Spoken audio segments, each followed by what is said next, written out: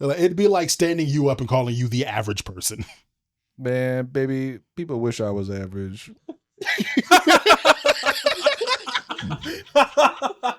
Damn. No. It's okay, BB. We love you, buddy.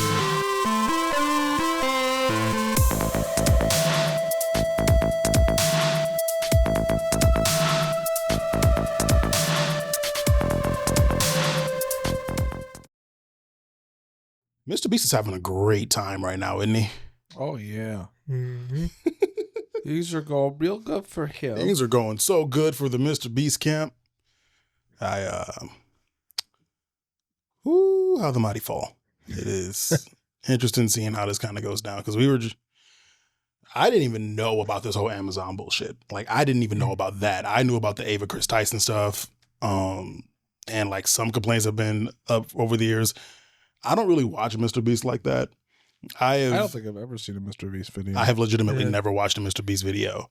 I've heard about the things he's done, like the eye surgery stuff, the obviously the Squid Games. Everybody's heard about that, but like as far as like actually watching him and looking into his content, never have done that. But it just never really interested me, to be honest. Which is not really meant for us. Like he is the quintessential YouTube videos made for kids, like mass appeal kind of thing, right? But holy shit, this Amazon show stuff, that's bad, bruh. Yeah. Mm-hmm. I wonder if it's part of the collaboration with Amazon, with the parent company, or the like shit going sideways there.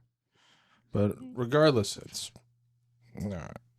not. That's too much money between two very big entities. I'm gonna say between Amazon, and Mr. Beast, Mr. fucking Beast. Amazon doesn't really surprise me. That's fair. Yeah, actually, I was gonna say that's fair. It's especially with all of fair. the safety concerns and the allegations coming out of just Amazon's production house in general right now. Yeah. It would surprise me if Amazon's dropping the ball. Now, it's on brand. Not being surprised does not excuse. It's not an excuse for it. True. But it is a surprise that it would come from Mr. Beast, who's been running competitions and events like this. He did the whole Squid Games thing. Yeah. Like, this is not his first rodeo. No, it's not. Has anything come out from that? Like, any people complaining about being mistreated there?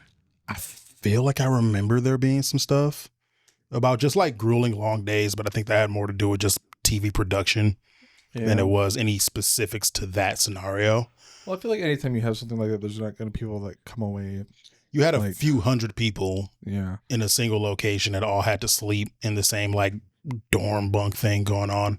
Mm-hmm. But I don't recall any like major scandals coming from it. We'll put it that way. Yeah.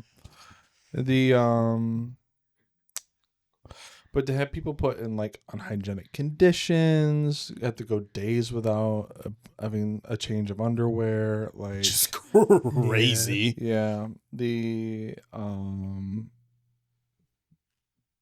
I guess not for any like discernible reason, but just because that's how they asked them to like pack them, and then they had to like hand them over and then have them redistributed, and then like like you're an airline or something. I guess the quick cliff notes of what we just watched. We were kind of catching up using Mr. Philip DeFranco. Apparently, the Mr. Beast show on Amazon had some pretty bad filming experiences, including, like Fluff already said, people not having a change of like underwear, women having to wear fucking bloody pads for multiple days before they finally got new ones. Like, what else they mentioned? Like very, very minimal, like actual food to eat given to them to eat. People not getting fed properly. People not getting their medications. Getting something like 1,200 calories of food a day total, and then having it be like really sporadic. Yeah. Like that, what did they say? There was like 400 calories of food twice a day, like every 12 hours or some shit. Yeah, which is crazy if that is true. There were some people that came back and said it wasn't really that bad, but even their description of it is like there's too much money and not enough inexperience here for that to be going on. Yeah, like them trying to defend it was still bad. Sounds really bad. Because you're still looking at it and they're like, oh no, it wasn't that bad. And literally, it sounds like they sat there. You know what it reminds me of? Yeah. It reminds me of a white person looking at the injustices going on in this country and not being affected by them, and then being like, "It's not that bad." Damn, it's not. I can do even one better. It is the cops kill white people more than black people. Not the argument you think it is. Cops kill way more white people than black people. It's like, yeah, that should be a problem, buddy. You do you, bud. You how y'all handle that in your community, you do however you want to do. We just say shouldn't be like that. But hey, yeah, no, it's like one of the defendants was like, it wasn't every day. It was just like the first week. It's like, that's pretty fucking bad, man. It got better as filming went on. It should have been good from the start. Like these are not. Forget if you said this before or after we started the mics, but you were like, this is no one's first rodeo. Mr. Beast has done shit like this. Like this is not his first time. This is not Amazon's first time like shooting a reality TV show. Like no one here is so brand new that these are mistakes that can be deemed as justifiable. Mm-hmm. Like none of y'all are new at this. So what the fuck is going on that these are even mistakes? The fact that these are mistakes being made is bad enough. But holy shit. Maybe that's a hint into the fact that maybe Mr. Beast didn't have as big a hand in it as Amazon did. Maybe that's... Which I highly doubt he did. But even then, though, if he is one of the biggest players in the game, right, he should have control of the game. He should have a lot more control of the game. And just hand your name over to Amazon and then let them fucking ruin it. Yeah. But I can bet that's absolutely what happened, is that Mr. Beast allows his name to get put on stuff. And he has a bunch of people and a bunch of suits that make things happen for him. I highly doubt he has a personal stake in everything. That would make a lot of sense because Mr. Beast was just some guy who started a YouTube channel, right? Mm-hmm. All right, like I don't know much about him beyond that. That's right? Same. Yeah, like I've seen clips of him talk about how he was like started his YouTube channel out of his car, like really, yeah. Mm-hmm. Yeah. But, what kicked all this off was the one thing I just saw on Twitter was just a bad, like, just video editing practice of, so have y'all ever seen anyone, and when people put like ads in their videos, they will basically, the ad will come up and then you'll see a second like in video seek timer like start to move to show you like how long the ad actually is. Yeah. Apparently he puts that in his videos, or at least his editors put that in the video, which when I get to the end of this is going to be like, why the fuck would you even put it in the video then? He puts that in the video, makes it move super fast at the beginning, and around like the 60 quote unquote percent mark, it just slows to a crawl. So it makes it seem like it's moving a lot faster than it actually is. It moves fast enough for whenever people are paying attention to it, so that people just watch the ad because they think it's going to be over in like a couple seconds. Right. And it's like fucking 15, 20 seconds later, the ad is still going. That's what I just saw on Twitter. And I was like, damn, that sucks. And then Fluff was like, ha ha, you want to see something real? I was like, okay. And then we learned about all of that. Mm-hmm. Holy shit. Yeah. And then there's like all the set of accusations around like the editing practices, which I think about like faking stuff, which, come on. Yeah, that's fucking par for the course. Like, I don't know who... they played it up in post a little bit. That's crazy. I don't know who we're gonna television's not real. Whose bubble we're gonna pop right quick. we in fact did not have Shadow and Maria behind us on this couch in that one thumbnail. Sorry to bust the bubble. Kind of just how it goes. Wait, we didn't? No, as it turns out, I faked it in post. Yeah. You got the music. Yes. Yeah, sorry. Yeah, no, some of that stuff is like, no, it doesn't work that way. And obviously people are gonna post stuff. So like that's the minor of the shit. And I think that's just I think it'd be I think complaining about it in the first place like that is kind of foolish. Right. Because they do it to make a more entertaining product. Which is the entire point. Like, right. It's I don't know if y'all ever knew this, but Lixian has never blown up Markiplier in a video. I have firsthand knowledge of knowing that Markiplier has never been blown up by Lixian, his editor, in any of his videos. You could literally swap in any YouTuber and their editor and go, all the fun, wacky tricks that go on in editing never actually happen because it's the point of editing. It makes it more entertaining. Mm-hmm. I can't remember what happened, but I swear Markiplier just said "blow me up, Lixian." Because he did. Oh, okay. He did. Did he blow him up? Yeah, he it was on Chain Together, the episode we were watching on Friday. Oh. But yeah, that is a silly thing to complain about. The lotteries surrounding the candy bars, though. That's kind of fucked. That's a little fucker. That's a little fucked. Sus. That's not good. That's scummy. That's scummy's a word. And scammy. Some would say skimmy. Is it illegal? Probably not. That's for the Federal Trade Commission to decide. But probably not. Is it highly immoral and unethical? Yes, it is. There was a time where I looked at Mr. Beast as I don't watch him, but as long as he's doing good with his money and like putting good shit out there, then why the fuck not? And that was all of like, when was 420? That was like 4 months ago. And now here we are. He built like 100 wells in Africa. I did hear about that, and Africa got mad. Yeah. The African government got mad about bad, it. Dude. You Yeah. gotta cut that out. Which I was like, well, fucking That's do why better. you're mad. That's what you're mad about? That's what you're mad about? You're mad about looking bad? Yeah. Yeah, because literally Mr. Beast, according to the story, Mr. Beast came in, him putting in those wells showed that it didn't take a lot to do it. And that the government was basically just sitting on their hands going, we just can't do it, guys. It'd be too hard. And then like had some random fucking YouTuber just stroll in. Now, granted, Mr. Beast's net worth is probably like triple that village, but having him roll in and just like put it in. You get a well. You get a well. You. And just like a couple hundred wells in a few days was like, oh, yeah, governments suck all over the world, don't This they? is an extremely attainable goal that we're just not moving on. Oh, it's almost like we're trying to maintain a certain power structure. Right. Yeah. Or shit like, Well, I mean, you would also might need to take a pay cut to fund it, you know. maybe. The president needs his $65 million a year. It can't be 64. It It can never be 64. It can never be. No. Anything less is abysmal. It's a crime.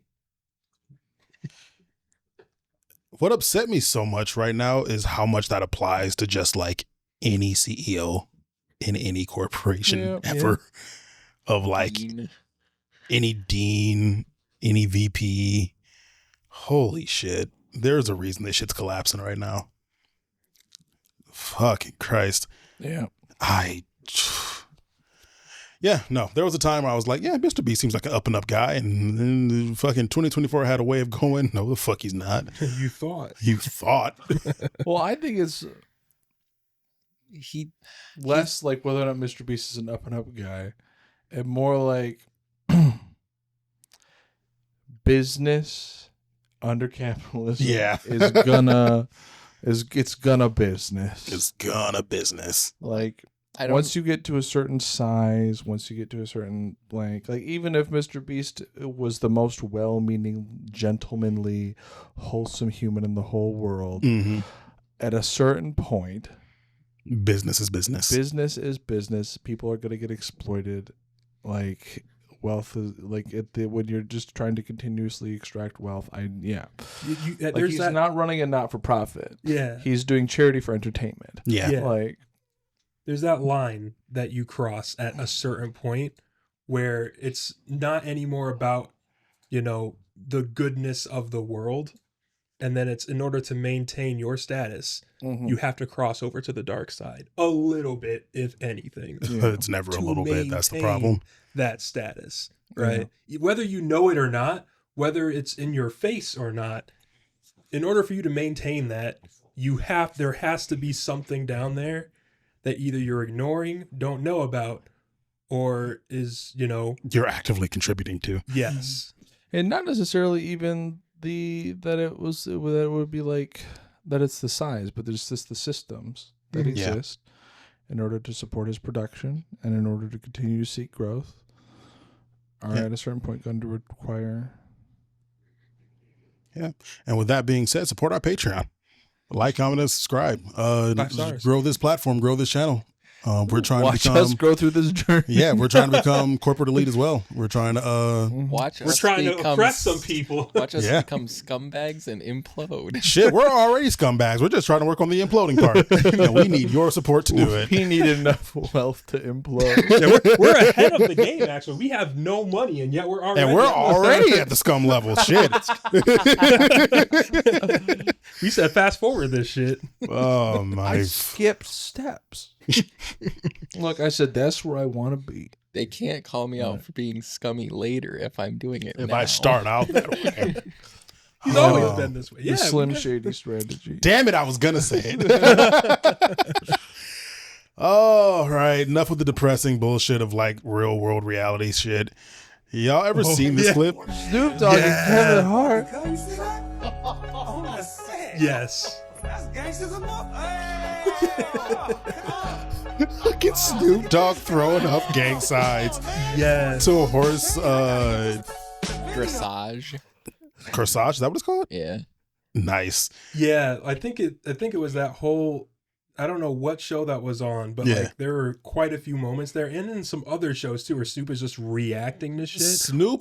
He's like commentating. Snoop Dogg is just such a funny person to just watch react to anything from the internet. The clip itself is pretty old. It was posted last year. I think it came from last year, but it might have came from the last Olympics actually.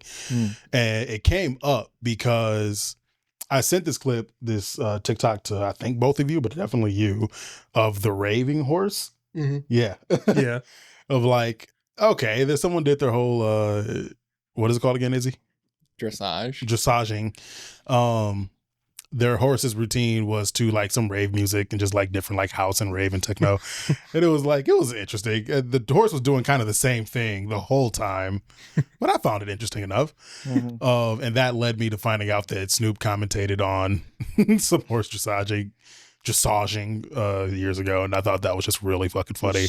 You got to look up when Snoop Dogg narrated National Geographic. I remember that one. Oh my gosh, classic. Yeah, that's such a classic one. Snoop is from shockingly corrupted to shockingly wholesome. Snoop Dogg is like the internet's uncle in the way of just like how weirdly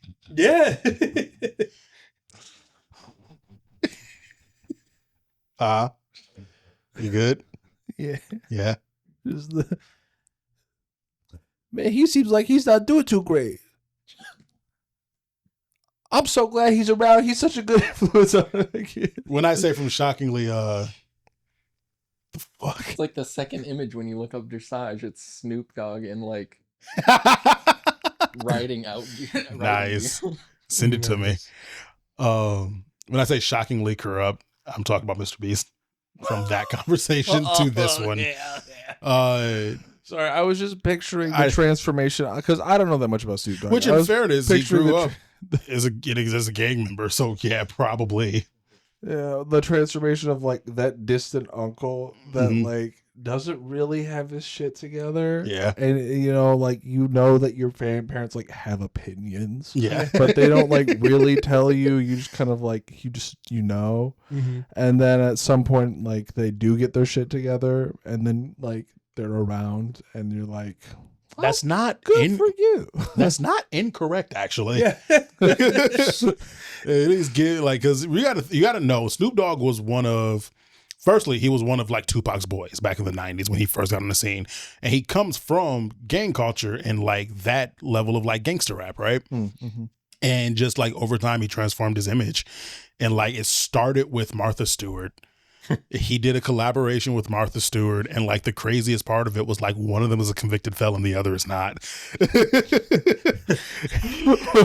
And if you don't know, it's not the one you think. Martha Stewart is a convicted felon. Yeah. White Don't remember collar her? crime. Yeah. The most white collar of crimes. Insider trading. Literally, Martha Stewart did time in jail for that. I forget. It wasn't super long, but it was a decent enough stint. I remember because my mom used to watch her show, and there was like Yeah. there was downtime.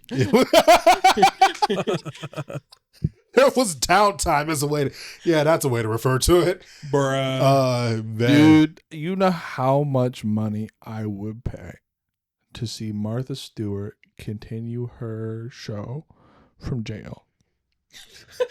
I would have paid a ton I would pay so much money. just to keep doing that show, like doing a prison cooking show with Martha Stewart. You know, they Would've probably been would sick. allow it because, hey, it's a win-win. Well, they would keeps her now. Show, and she gets to make food for all the prisoners and the prison guards. They would So, now. I mean, It was back in the era before the entirety of reality was memed. It was back when like, oh my God, I can't believe she would do insider trading and go to jail. It was back when things were still serious. And you couldn't, there was no platform to joke about it. Yeah. Nah, Now nothing's serious. Nothing is sacred. the reason she didn't No. do it from jail is because they would have taken 80% of her income as tax and That too. Fair. Modern day slavery, everybody. Oh my God. But yeah, so like her and Snoop Dogg and her like did stuff together, and that was super cute. And then like his image has just been, because like he streams. And the funniest thing about Snoop Dogg is that he doesn't know shit about electronics. He has people on payroll that do everything for him that needs to be done. Mm-hmm. And he just sits down at the computer and plays games, Mm-hmm. to the point that created a really funny situation in which he streamed multiple times over like a week, completely muted. This man didn't look at his chat not one time over multiple different streams. The chat was trying to get his attention, like Snoop. Was his chat in, I think it was in emote only mode, and it wasn't supposed to be either. And they're like spamming mics in the chat. And eventually they had to get the person, like his stream master, to call him and like talk him to how to unmute his fucking mic. Oh, this was like 2-3 years ago, I think. Holy shit. I think I saw something too where like he forgot to end his stream once. Yeah. And so like Just the camera ran. was just going and he was just chilling on the couch in the bag Yep. Just, 'cause on his phone. Snoop does not give a fuck, and that's the best part about Snoop is Unc is just vibing because he Right. can.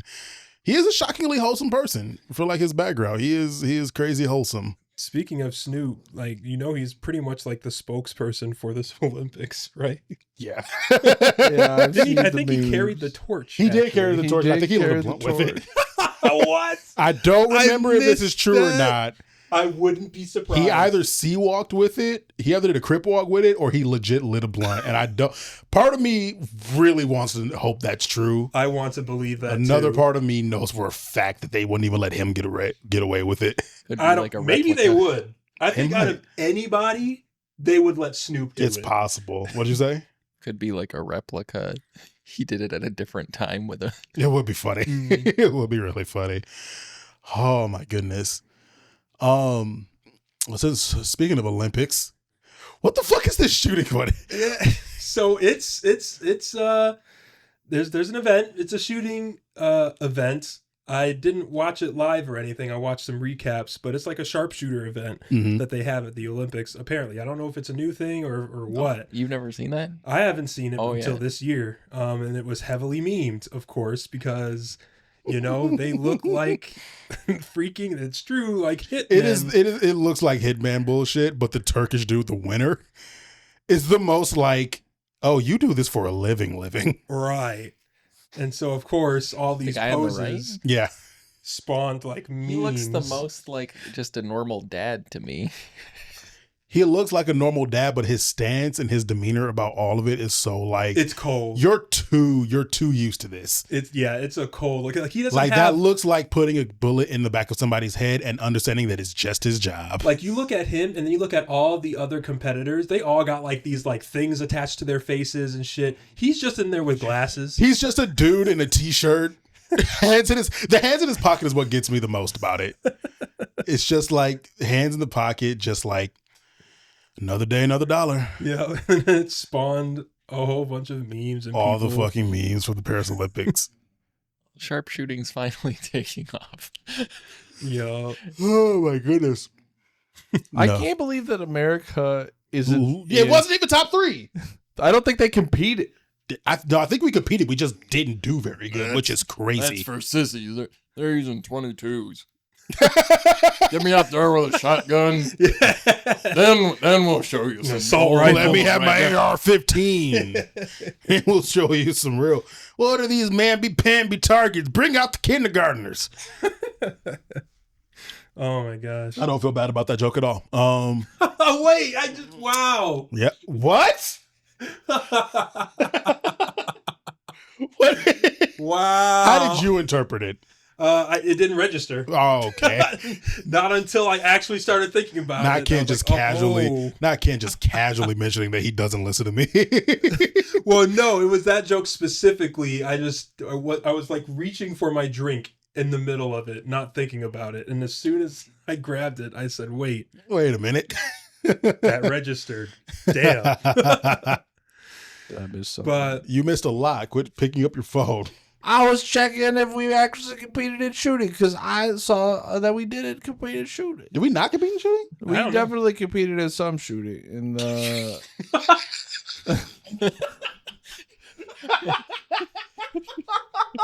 God damn it. It was at the When you say it like that, yeah, you're right. it was at the school level.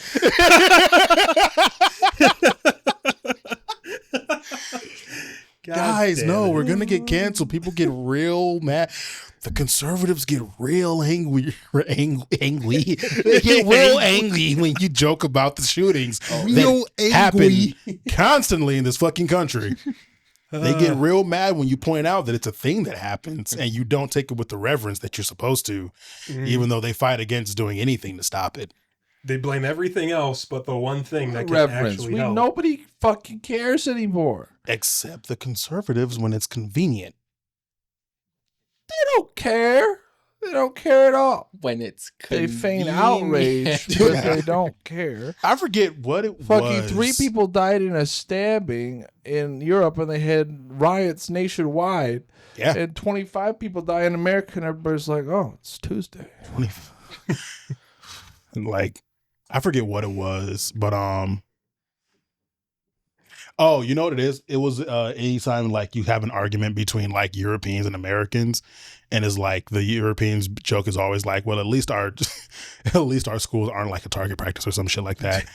And Americans get real angry about that joke, as if like, and it's very much the fist shaking, pearl clutching, finger wagging of like, how dare you speak ill of the dead. And it's like, well, bitch, how dare you keep letting them shoot up the kids?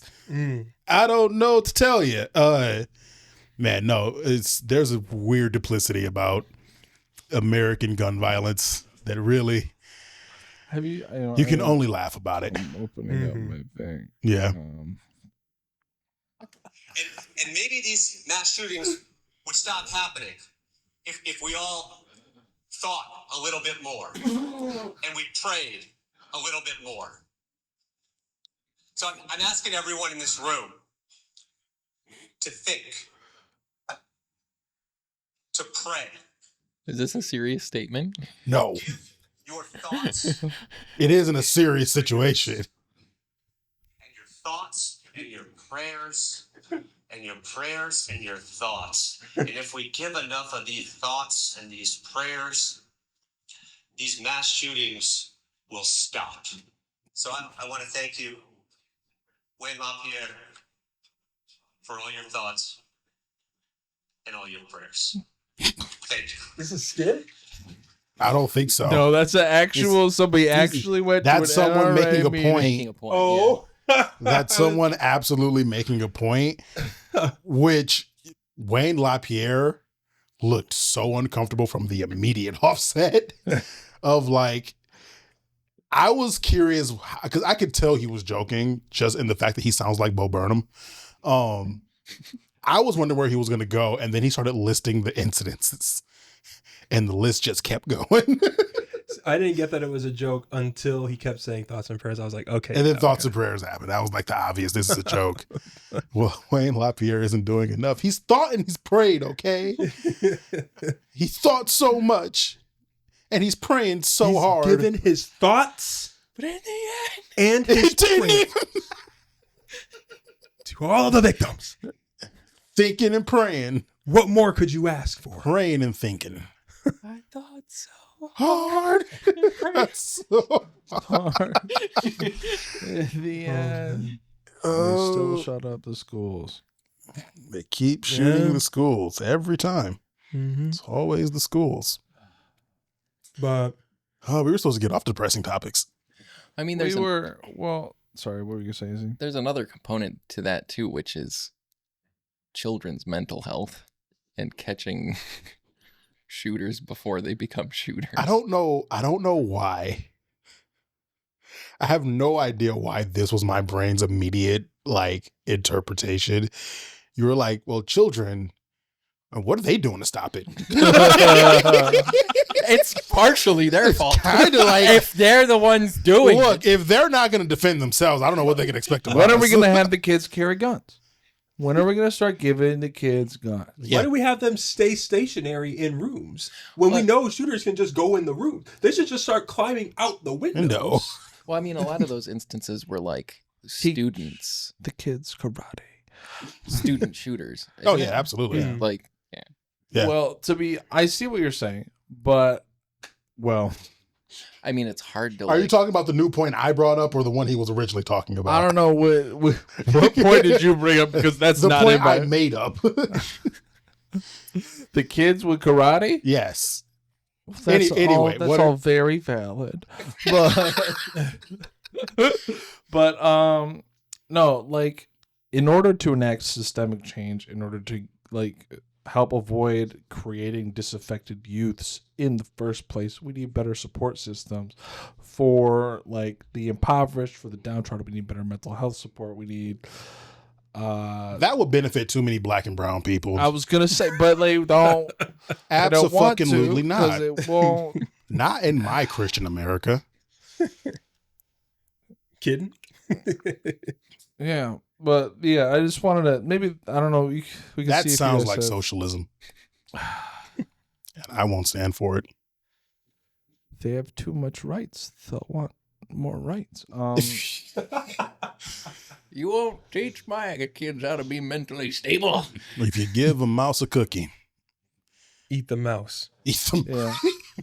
Well, I was gonna say, and I was joking earlier about people not caring. Everybody cares. It's horrifying, right? It's You have to do more than care, though. But you yeah. have to care. You have to.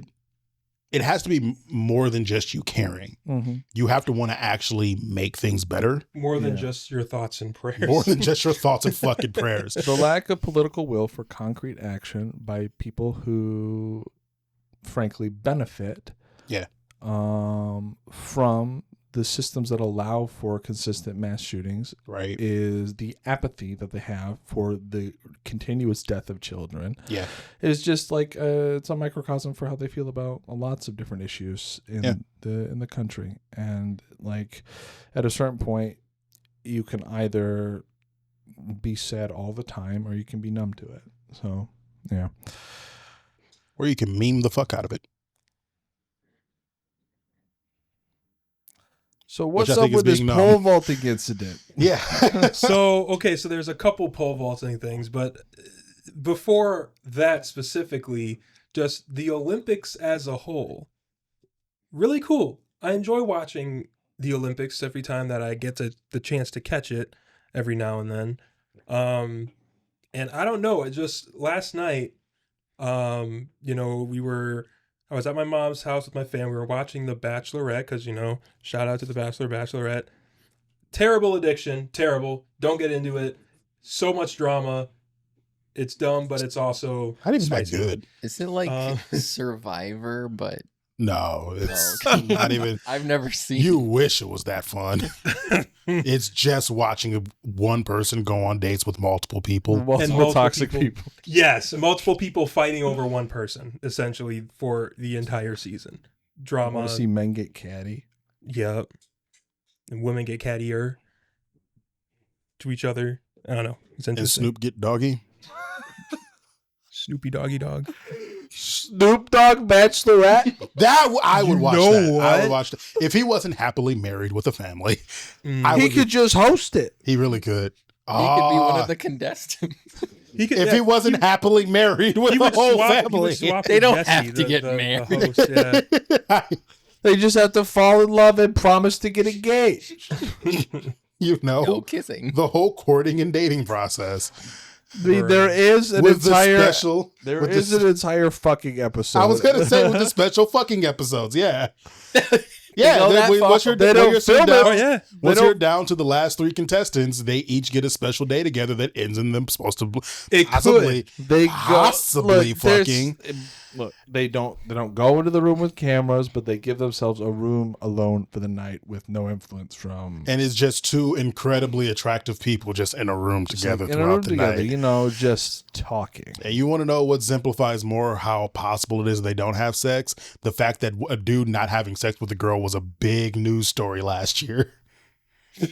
Yeah. Him not having sex with the contestant was They a big actually story. just talked. They actually did just That's like talk. the only thing I remember from that Bachelor How season. do you know? Because I watched the episode with him. I went over his mom's house with him. But the room doesn't have any cameras in it.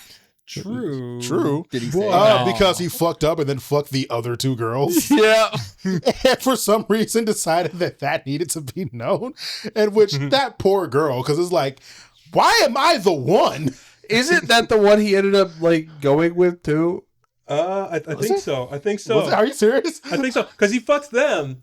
And then he didn't do it with her because Oh. she specifically was like, I don't know, I'm not comfortable. But Okay, then that's he a felt- better- that's a but then better he reason felt then. the need to tell her that he did it with them. Yeah. And then I didn't that know made that her tidbit. uncomfortable. I didn't know that tidbit that she was uncomfortable about it at first. But you know what? Good on him. I think. I don't know. It was a few seasons ago. But It like, It was last year. It was like about- legitimately last year. Yeah, but that's like 6 seasons for The Bachelor. you know That's what? what I'm You're saying. right. I'm It saying it was was a while last ago. year. What? Yeah, it was Zach. It's a It was lot the of- guy before Joey. I Yeah, haven't it's a watched lot of it. seasons. I didn't even finish Joey because my friend started watching it without me. The fact that I thought that was like 4 years ago. Look, in It's Bachelor troubling. cycles, it was It is a long time ago. there was What's Her Face, and then there was Paradise, and I'm then gonna there was The Golden Bachelor, and Yeah. then there was I remember the Golden Bachelor. The one I watched was the one with Zach was the one after the Golden Bachelor, I believe. no. Or was the Golden Bachelor in between that one? Because I could have swore I came and sat and watched a bit of the one after with Zach. And then there was Joey, and then there's the current one, which I haven't seen any of. I don't care though. Yeah, it's I was okay. not as I was using it as an excuse to go visit Mama Ren, and like I don't have it in me to keep trying to watch The Bachelor. I don't blame you. I get that you're addicted. I don't get the appeal at all. See, I think I'm less addicted, and it's just more of it's gonna sound terrible, but more of an excuse for me to go over there to hang out with them and like, Right. bond over something that is mildly interesting, if anything. Yeah, But really like it's very. But when I the have season's to good, watch it's it good. with people because I'm gonna riff the fuck on it, and that's the only way I can enjoy it. yeah, Yeah, because I love me some drama. All right, I like drama. I like watching it. I like I like being in it a little bit. Maybe that's one of my toxic traits. It is. But I do. It does its job. It entertains. It entertains me deeply. And so, but I have to. I can't do it as a solo experience. Yeah. Like just watching The Bachelor alone would be like. None of us are enjoying The Bachelor to go talk about it online later. Yeah. Like that's none of us are watching it if we watch it at all. I need to watch it with somebody and like look at them and be like, that's crazy. And then have somebody in the background make some stupid comment and you're like, what the hell are you talking about? And then Yeah. It's the group experience that makes it worth it. That's much more enjoyable than the show in and of itself. Yeah. That being said, it's been going on for fucking ever. Yes. God. It's good television. It is. It makes for good television.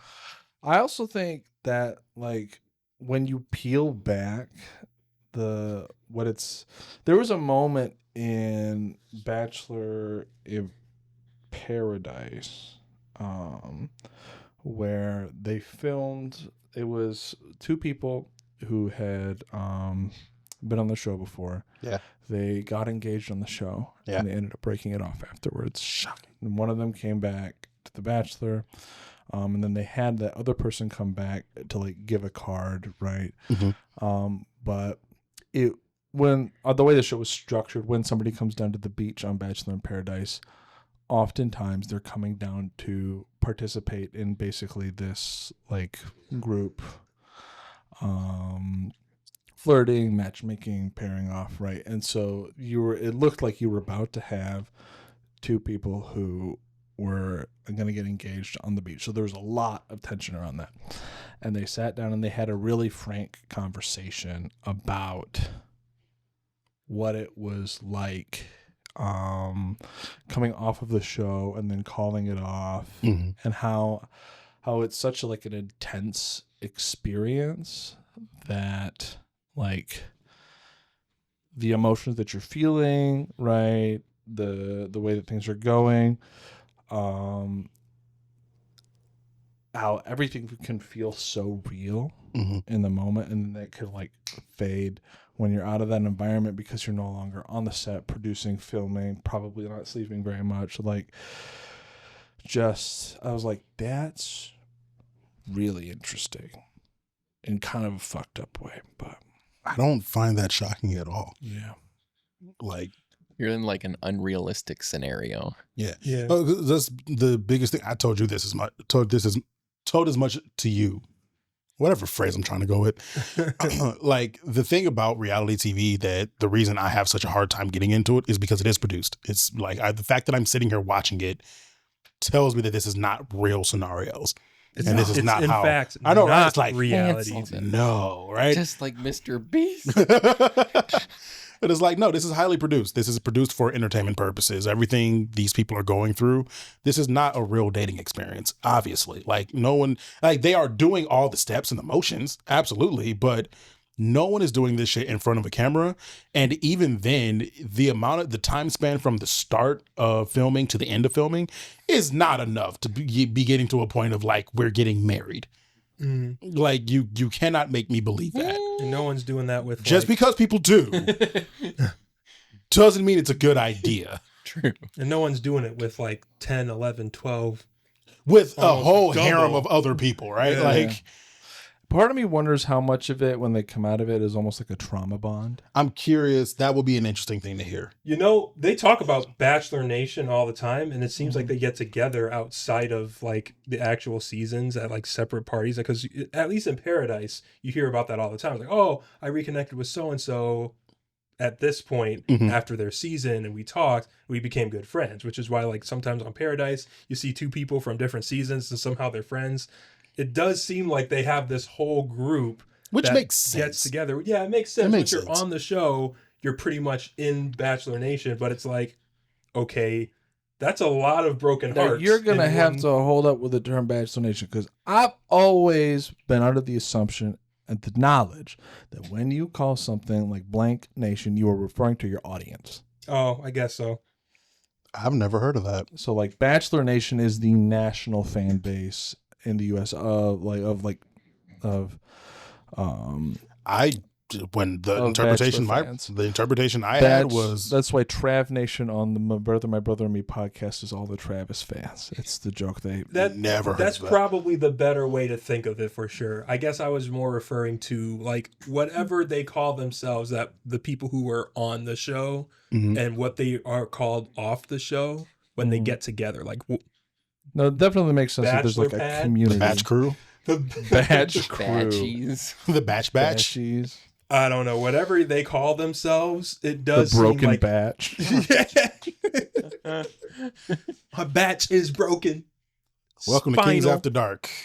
Bachelor fucking talk is the Bachelor and Bachelorette. Whoever would have thought that would have been the Well, main topic of the show. From an entertainment perspective to how it entertains me, to like a TV production perspective, to like a psychology perspective, to like looking at the community, the whole thing I think is very I interesting. was gonna say, I say that there are like a couple like dating shows I feel we would actually have a lot of fun with. Between Love Is Blind, what's the Dating on the Spectrum? I kind of want to watch episodes of that because that is an interesting one.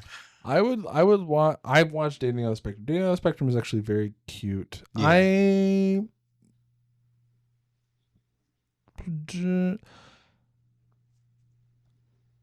I can see it creating complicated feelings. Yeah, I like some like I don't have any like concrete like this is bad because, but like instinctually creating entertainment out of somebody's mental illness gives me pause. That was the first thought I had about it. The episodes that I've seen though, I enjoyed quite a bit. I thought they were very wholesome, and they're also not like super unrealistic. Right. They're like we're creating connections between these two people. If it's something happens, something doesn't, or we're gonna follow this person to speed dating. Okay. And see what speed dating is like for them. Not that I haven't watched any of it. This is mostly just what I've heard from different social media and other podcasts. But my understanding of it is very much as long as, I guess to more of my feelings on it is, as long as they are not so on the spectrum to being childlike in which they cannot consent for themselves. And as long as they are consenting for themselves and they are and they are being properly informed of what's going on with this show, because there are some wildly embarrassing scenarios that end up happening with all of these shows, especially Love on the Spectrum. But as long as they're cool with it and that they are being presented in an authentic way, I was able to reconcile that in my head, I'll say. Yeah. Yeah, I would give Love Is Blind a chance, but I don't know if it'll ever compare to the Smosh Pet Games parody. Oh my God. Probably not. Look, watching Toilet Girl get married. This is the guy that watches Smosh in my house. I have no idea what he's talking about. And, Nobody. Some people out there. Oh, there's plenty of people out there who know the Smosh parody he's referring to. People out there. If you watch the clip shows, if you watch the comps, You know who Toilet Girl know is. exactly what I'm talking about. Jesus. trauma bond with Fluffy. It's not traumatic. It's Entertainment. and it transcended Transcendent experience. Have a shared existential experience with me. Bruh. Hey, remember that time we were supposed to be watching a fucking pole vault thing? Yeah, well, no, I was gonna say, I bring that up all to say that it's after. We just took like 30 minutes down a fucking road to just jump all the way back. I literally only plan to talk about The Bachelor in the sense that after The Bachelor, because the Olympics is on the same channel. We have to all have ADHD. Oh, We have to all have. There's no way we don't. I have timestamp 38 pole vaulting. That's crossed out Bachelor. Timestamp 52 pole vaulting. now cross It wasn't as bad as I thought. cross dude. that out and say talking about timestamps, Oh, and then pole shit. vaulting.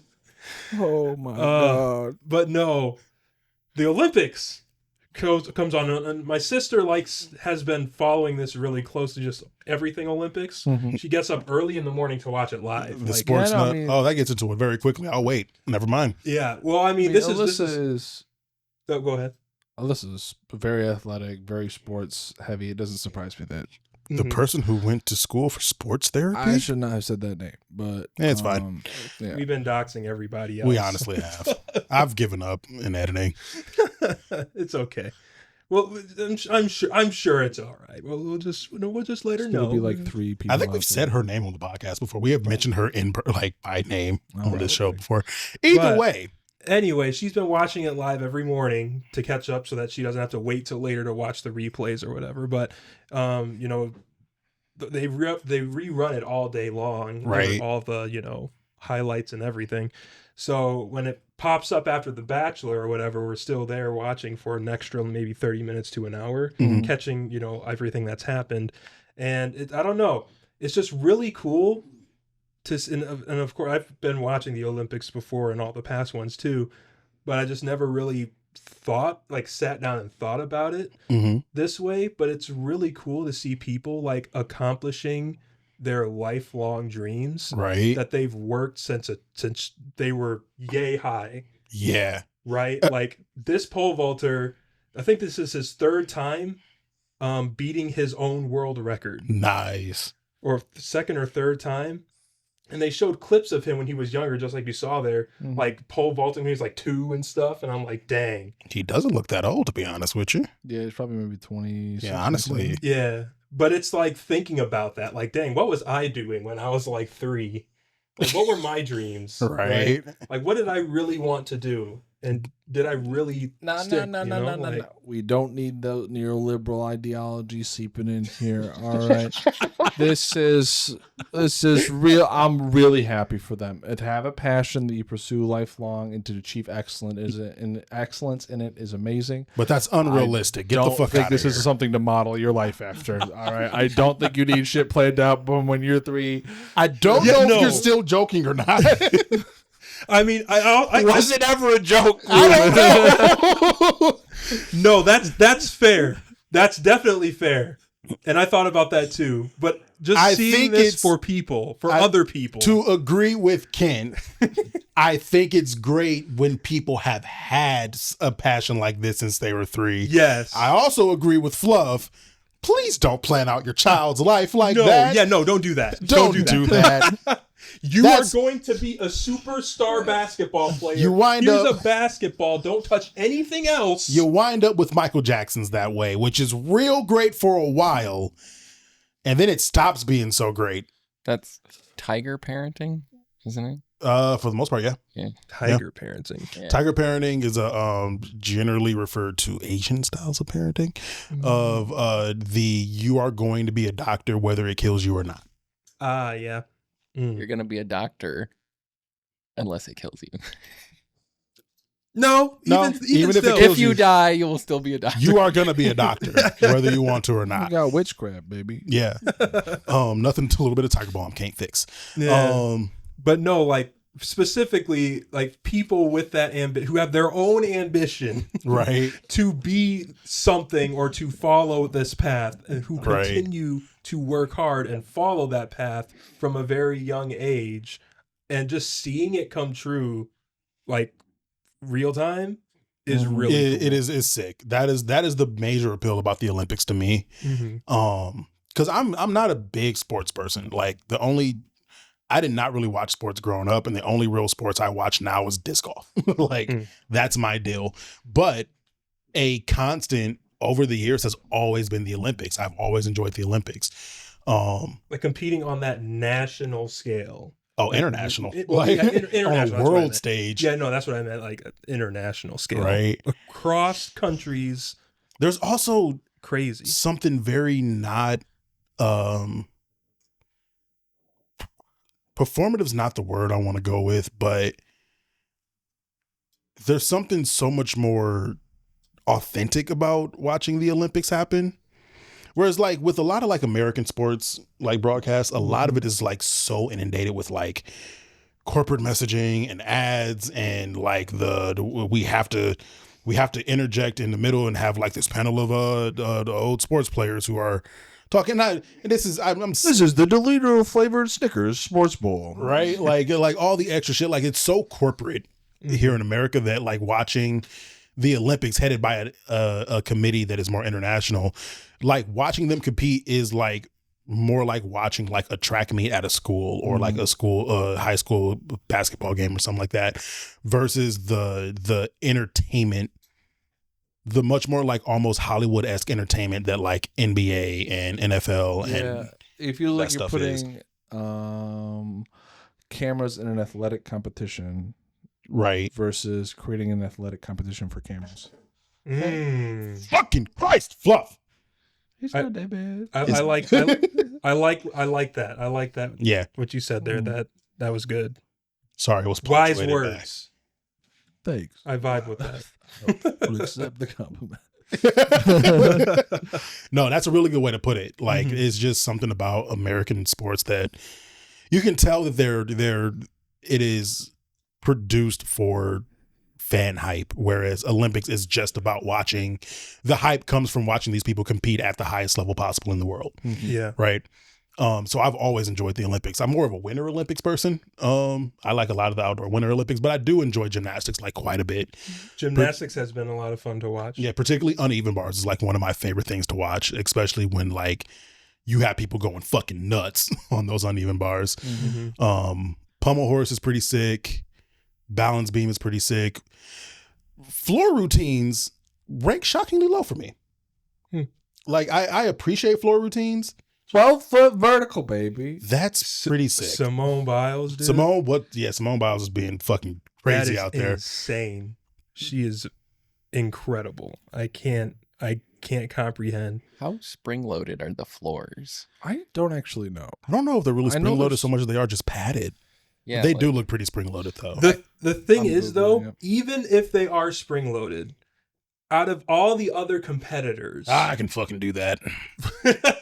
That's all I needed to hear, baby. like the fact that she can get that high When she's compared like to other half our people, height. Yeah. yes, is absolutely wild. And I'm looking at all these athletes, and I'm like, especially Simone Biles. Right. If most anybody else who isn't a trained athlete attempts anything like that, legs are snapped, ankles are broken. Oh, yeah, no, that's kneecaps just it. are flying off your legs. Like, you can't land those. You're falling apart like a Mr. Potato Head. Yeah, like I don't know what kind of training these people have to go through to be able to stick half the things they stick, but it's insane to me. Right. because they don't look like extremely springy, but it looks like you get a little. They boost. definitely. It looks I'm just- like the same kind of bounce that like a WWE wrestling ring has. I'm just curious, like, could they do that on like flat ground, like grass? Yeah. You have I gym. mean, I'm sure they could get. I was gonna say you have height. gymnasts. Oh, if you're talking about specifically that high of a jump, Yeah. maybe. I don't know. That'd be Fluff will get us an answer soon. If anything, I imagine it would be a little more dangerous. If Oh, only yeah. So because there's those not. floors they do have some like spring back, but they're much more designed to absorb shock Yeah. than to like return it. Yeah, Mm. they're not trampolines. So- is the point? Mhm. Like, it definitely would be a lot more dangerous to do that on floor ground. Yeah, because But we've ground seen- doesn't absorb it like. But like we've those. I've seen tumblers do stuff like that on like concrete, like just street asphalt. Gymnastics have done, like I've seen people like perform the gymnastics stuff like on like track tarmac. Thank you. The fuck is tarmac? It's nothing actually. I'm pretty sure it is. You use a mixture of turmeric and tarmac. I'll get that copy written right There you now. go. Tarmac, it's mine. Tarmac TM. It's a really funny clip I just saw recently. Simone Biles, I guess through the first pitch at some game. I couldn't begin to tell you what baseball game it was. But the thing that stuck out to me was someone in one of the comments was like, it's crazy seeing with Simone Biles, like seeing how short Simone Biles is compared to the average human. And the thing that stuck out to me about that was the average human that they're referring to is a fucking baseball player. And I'm like, I don't know if that's the average human either, but Simone Biles legitimately, like, her face came up to this man's belly button. I was like, Yeah. I know she's short, but I think that motherfucker is just tall too. Yeah. like, it'd be like standing you up and calling you the average person. Man, baby, people wish I was average.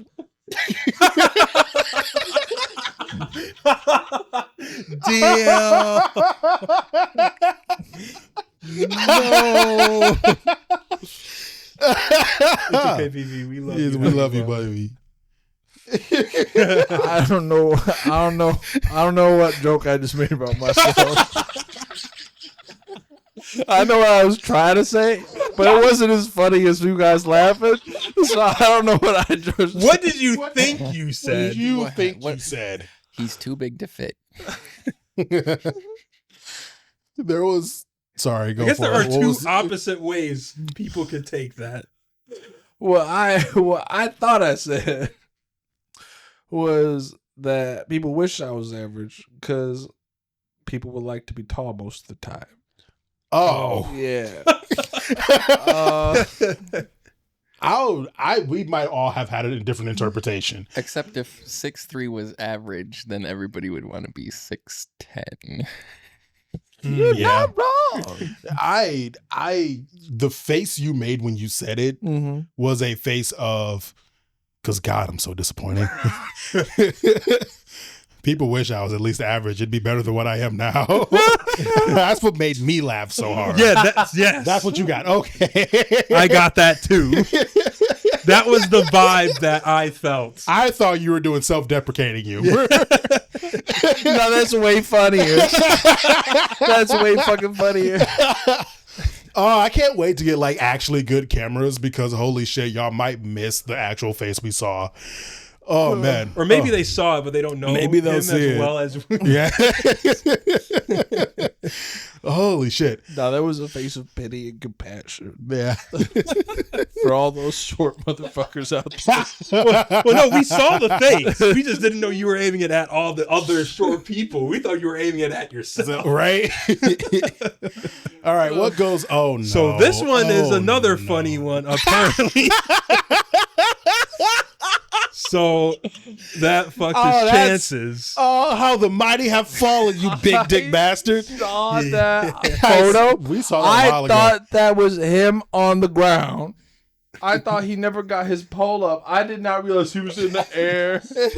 Yeah. Catching his dong on a pole. Dog, strap it down, man. Tuck it. Tuck it. He's Fucking Italian tuck it. too.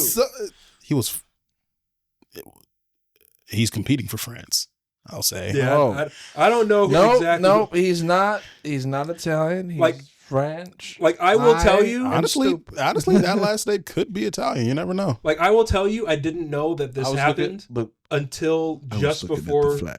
we recorded the podcast when I was looking for the pole vault. I'm going to pause you But- for 1 second. We have to call this out, bud. What? He thought that was the Italian flag. I thought that was the Italian flag. The flag that is very, very, I don't even know what the Italian flag looks like. I was about to say something and realized I don't know. think it's But I'm also- fairly certain it's green, red, and white. Well, Yeah. I was gonna say my sister questioned me on something that I said the other day, and I'm like, I'm not gonna sit here and act like I am know geography Right. or know all. But of it the wasn't- flags. Yeah, but I do want to live in Italy. That's the flag. That is a bad point. That is really bad that you're the guy who really wants to live in Italy. Yeah. Like, No, it's definitely embarrassing for me specifically. yeah. It was also the fun part of like, there's the whole country code right next to it. Yep, FRA. Who would have Fraud. thought? Oh, sorry. What were you saying? Well, God damn it. I was saying that I didn't know that this clip, like this happened until I was literally just before recording this. I was looking for Really? the clip of the other pole vaulter and I saw this. And I Oh, was like, wait, when? What? Yeah. The way he just like hits the mat. Damn it. Yeah. And of course, like I looked up, I heard a couple of like reporters talking about it, and like some of the headlines are like, apparently, too Ow. big is, Size Yeah, is a so factor. size size a problem. does matter. You can be too big. Now, I will speculate that a lot of the real frustration is I don't know pole vaulting and all the rules and intricacies of it, but you could clearly see his leg hit the pole Yeah. It definitely or hit his it first. magnum fucking dong does. So I'm His- guessing that would have disqualified it no matter what, or he would have got points docked one way or the other. His leg hits before His his third- third leg. Which His, leg? his Yeah. second leg before his third leg. It's like, yeah, he does not clear it properly. I think he would have lost regardless. Yeah. But holy shit, to your moment of, I'm competing in this sport at the world level, and I'm gonna be real famous because my dick caught the ball. But do you know what? That is probably the biggest flex. Yeah, but he just bruised it. He's not even going to be able to take advantage of those 30,000 condoms. It was at the apex. It was fine. He wasn't at terminal That was velocity yet. clearly the base of the shaft. Yeah. Hey, you want to know what the other real fun part is? The fucking sex moratorium in the Olympic Village has been lifted this year. Yeah, I know. This was like the first Wait, year what? where like that was my joke about the 30,000 condoms because they committed to having. Oh. Was it 30,000? Actually, no. I think it was 30,000. They literally supplied 30,000 condoms to the Olympic Village. How did they enforce the ban? Well, it was during COVID times. Yeah. Oh, So They were the like- sex ban was really more about like, hey, please don't catch COVID right before you're. No, let's not spread COVID this way, guys. STDs are fine. Look, you got 2 weeks between contracting it and showing symptoms. You'll get through the Olympics before it becomes a problem. Yeah, no, I was wrong. It wasn't 30,000. It's 300,000. Holy shit. That's 300,000 for like not even a couple thousand people, if I recall correctly. Like, how many people actually compete in the Olympics? That one comedian you really like had a whole bit about it. Josh Johnson. Yeah. He does. That's where I heard about it. 14,000. Oh, that's a lot of athletes.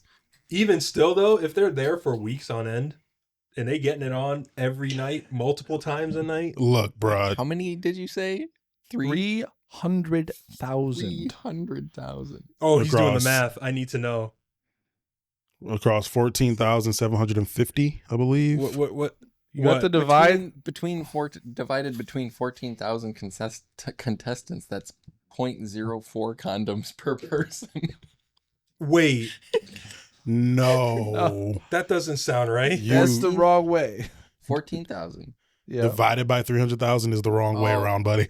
I was like, the math ain't mathin'. No, I get it though, because I have to do it. I'm dyslexic, so I have to do it both ways and then look at the It's numbers. 3 weeks and a day. That's 21 condoms and 21.4 condoms per person. That's a condom per night. But hey, that's 14 well, I was gonna say 14 contestants, but how many of them need the condom? I was Right? gonna Some say, of them could be gay. It's and probably lesbian. about. Well, you have to assume you have. Well, no, what it is it's the forward thinking that Mr. Beast and Amazon should have did of having proper supplies for shit if you expect it's going to happen. You know what? It's having supplies in excess. Yeah. All right. I would have to fuck 3 times a day to run out of condoms. Like, how many people have the equipment for the condom? You know what I mean? Because you would need. True. If you Didn't you say it was 24 condoms Because per if person? you let's say you split Yeah, it right 21. down the half, it's probably about like 40 condoms per penis haver, right? Yeah. Oh, that's You right. have to Yeah, half specify of them like are that. half of them would be male. Yeah. So that's Or penis fucking- havers. That's 40. No, that's the 42. girls have to wear them too. Well, since we're here, let's talk about Imane Khelif. You could have female condoms. True. Oh, I I highly guess so. doubt Are I we highly saying doubt it, but some like of the they con- are a product that does No, exist. I'm fairly certain they're talking about like the sex clinic, the health clinic, like They get them prob- out of the big fish bowl They probably condoms. just have that many on hand so that they don't run out. I was gonna say there's also just like whatever doesn't get used probably just gets donated somewhere. I'm not gonna. We're already here, and I already said the name. I just Ew, pictured you walking motherfucker! into a Goodwill and the whole back room. There's just Just Olympic. 150,000 condoms. My question is, do they get the wrappings branded? Like, can you get like Olympic branded condoms? 150,000 Olympic branded Branded condoms. condoms. Have you guys seen? They- One thing I learned this year is how litigious the Olympics are. Oh yeah, Because they sued Logan Paul for infringing on his sports drink brand Prime. good. They using Olympic branding, and so they sued the shit out of him. But because I learned about that, I started to notice Olympic stuff that is not Olympic branded. Really? Like, have you seen the Go USA Krispy Kreme donuts? Yeah. Yeah. There's no Olympic branding. They're very specific about the phrasing, right? But I never would have thought about that. But they are skirting those branding requirements so carefully. Interesting. And Logan Paul's just shit. over here like, No. Olympic! the Paul the brothers continue Smosh to be did the Paul a brothers. Olympic Games, Mhm. like games thing. They had to bleep the word Olympics every single time it came up, and they called the video was Smosh plays sports in the summer was the title. Nice. They should have just called it the Smosh Olympics. Too close. Too close. It is pretty close. That's It's parody at that point. It's brushing parody. the line. That's brushing it. Parody. Brushing it. No. Oh man, I did not. That is. Yeah. It makes sense though because the Olympics is basically a world government in and of itself. Well, yeah, and well, specifically in the U.S., the government body that we have, that like funds everything, like provides athletes, food, like training equipment, facilities for the athletics. Like when Team USA basketball like does like practices together in order to be a cohesive team on the international stage, like when they provide those everything. There's not a lot of funding that comes from the government. Most of the funding for those programs come from licensing Yeah. the Olympic. Interesting. Okay. Branding, symbols, everything. It's funny. I was just watching a video, unrelated topic, but related to this, of why there's a very popular Pokemon battling. We'll call it an app. It's a website really called Pokemon Showdown. It's where anybody who likes to do meta battling, they can go there, and it just, you don't have to have the games. You can literally just connect to a server, play with anybody online, create your own Pokemon, set up your teams, and all that fun jazz. In the era in which there's been so many like Pokemon fan games and apps and stuff that have come up and gotten taken down by Nintendo and Pokemon Go for various reasons, it was like, why is this essentially battling tool is really all it is. Why is this one tool allowed to like exist? And he gets into like the topic of like what copyright branding really means, how you protect a copyright, what you have to do to protect a copyright, and why these companies will go so hard after certain stuff. And it comes down to like, obviously we all know the big one of like, you cannot use someone else's IP and make money off of it. We know this word. Like this is the one that almost anybody can tell you about copyright. You cannot make money off of it. But then there's also stuff like protecting your brand image, protecting your brand perception, stuff like you cannot use, like companies can't come after you if it's like, so let's take like Nintendo and Pokemon Go, that is a very family friendly, very child friendly company, and you take their Pokemon and you put out your own Pokemon fan game that is all about creating your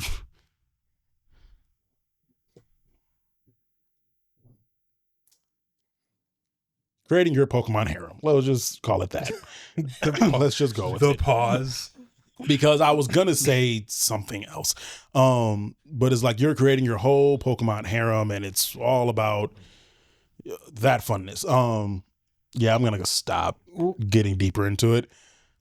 That's the scenario. That's the scenario. Off there's camera, what were you gonna say? Yeah, I think there's a story Because here. like Nintendo doesn't want you creating your Pokemon harem game with their Pokemon. Doesn't want you creating your Pokemon harem game with Well, your even Pokemon. like a Pokemon cooking game with your. They will go after shit like that too. Generally stuff like that. Pokemon porking game. Yeah. They make pork That related one. dishes. But basically, it's it always can come down to, hey, motherfucker, you want to do something with this branding? Shut the fuck up about it. Just don't make a lot of noise about it. But yeah, just a little interesting side bit that came up. But Did you want to circle back to? I can't remember her name. oh, Imane Khelif. There's not a lot. There's not a lot I want to say about that other than like, people, get your fucking heads out of your It ass. shouldn't be a controversy. This isn't even this. It should not be a controversy at all. Some person got her fucking shit rocked, decide she was going to complain about it, and going off of a report that was put together. If you don't know, Imane Khelif is an Olympic boxer, women's Olympic boxer, who was banned from competing in the Women's Olympics for a while until it got overturned. I think it was this Olympics. It finally got overturned based on she was allegedly a trans woman, and the medical Well, she failed the sex test, which was a DNA test. which, by the way, failing that sex test, it's kind of hard to call it failing a sex test when it was administered by a dubiously medical organization that doesn't even exist anymore because it was dubious as all fuck. Well, and it was a flawed. It's a flawed test from the beginning. Because all it shows is that she has higher than normal testosterone. Well, and she has XY chromosomes. Which, if you didn't go past third grade biology, you would be like, "Oh, that means she's a boy." Which no, it doesn't. It doesn't. She is biologically female, has always been. Her dad says it. She says it. Her country says it. The Olympics now recognize that she is. The fucking medical institution that put out that bullshit ass report is no longer an institution, as well as it was. This point is only important because of the people that continuously use it as their source. It was a Russian medical institute with Russian interests, which I bring up because conservatives really love to point to, she was tested and proven a man. It was like, by who? You go ahead and tell me who the organization was, and I'll tell you why it's bullshit. And it became a controversy because, so to bring this back around, her opponent she got her shit rocked so hard. She was like, me? You gotta be a man. He said, I'd never been punched so hard. I've never been punched this hard before. I was like, no, your opponent is just strong and she's good like that. And so, in which the opponent has finally come out and apologized for it and kind of put that shit aside. And is like, and it was really literally her whole reason for the meltdown was more a temper tantrum throw. Yeah, well, when I watched the thing, it seemed a lot less like she was.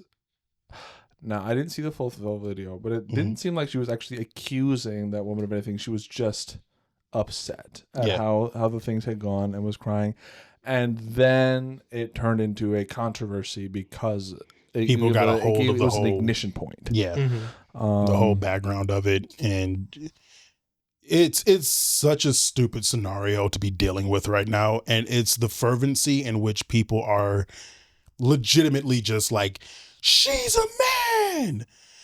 This is why we gotta protect. If y'all want to have real fun, especially in this election cycle, do this. Go to any Facebook or Twitter posts, especially if it's Facebook, because these are people you know personally.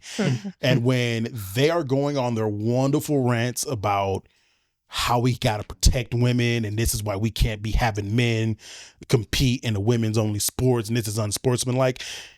Screenshot those comments, save them, screenshot the comments, screenshot the thread, so that when come September and October,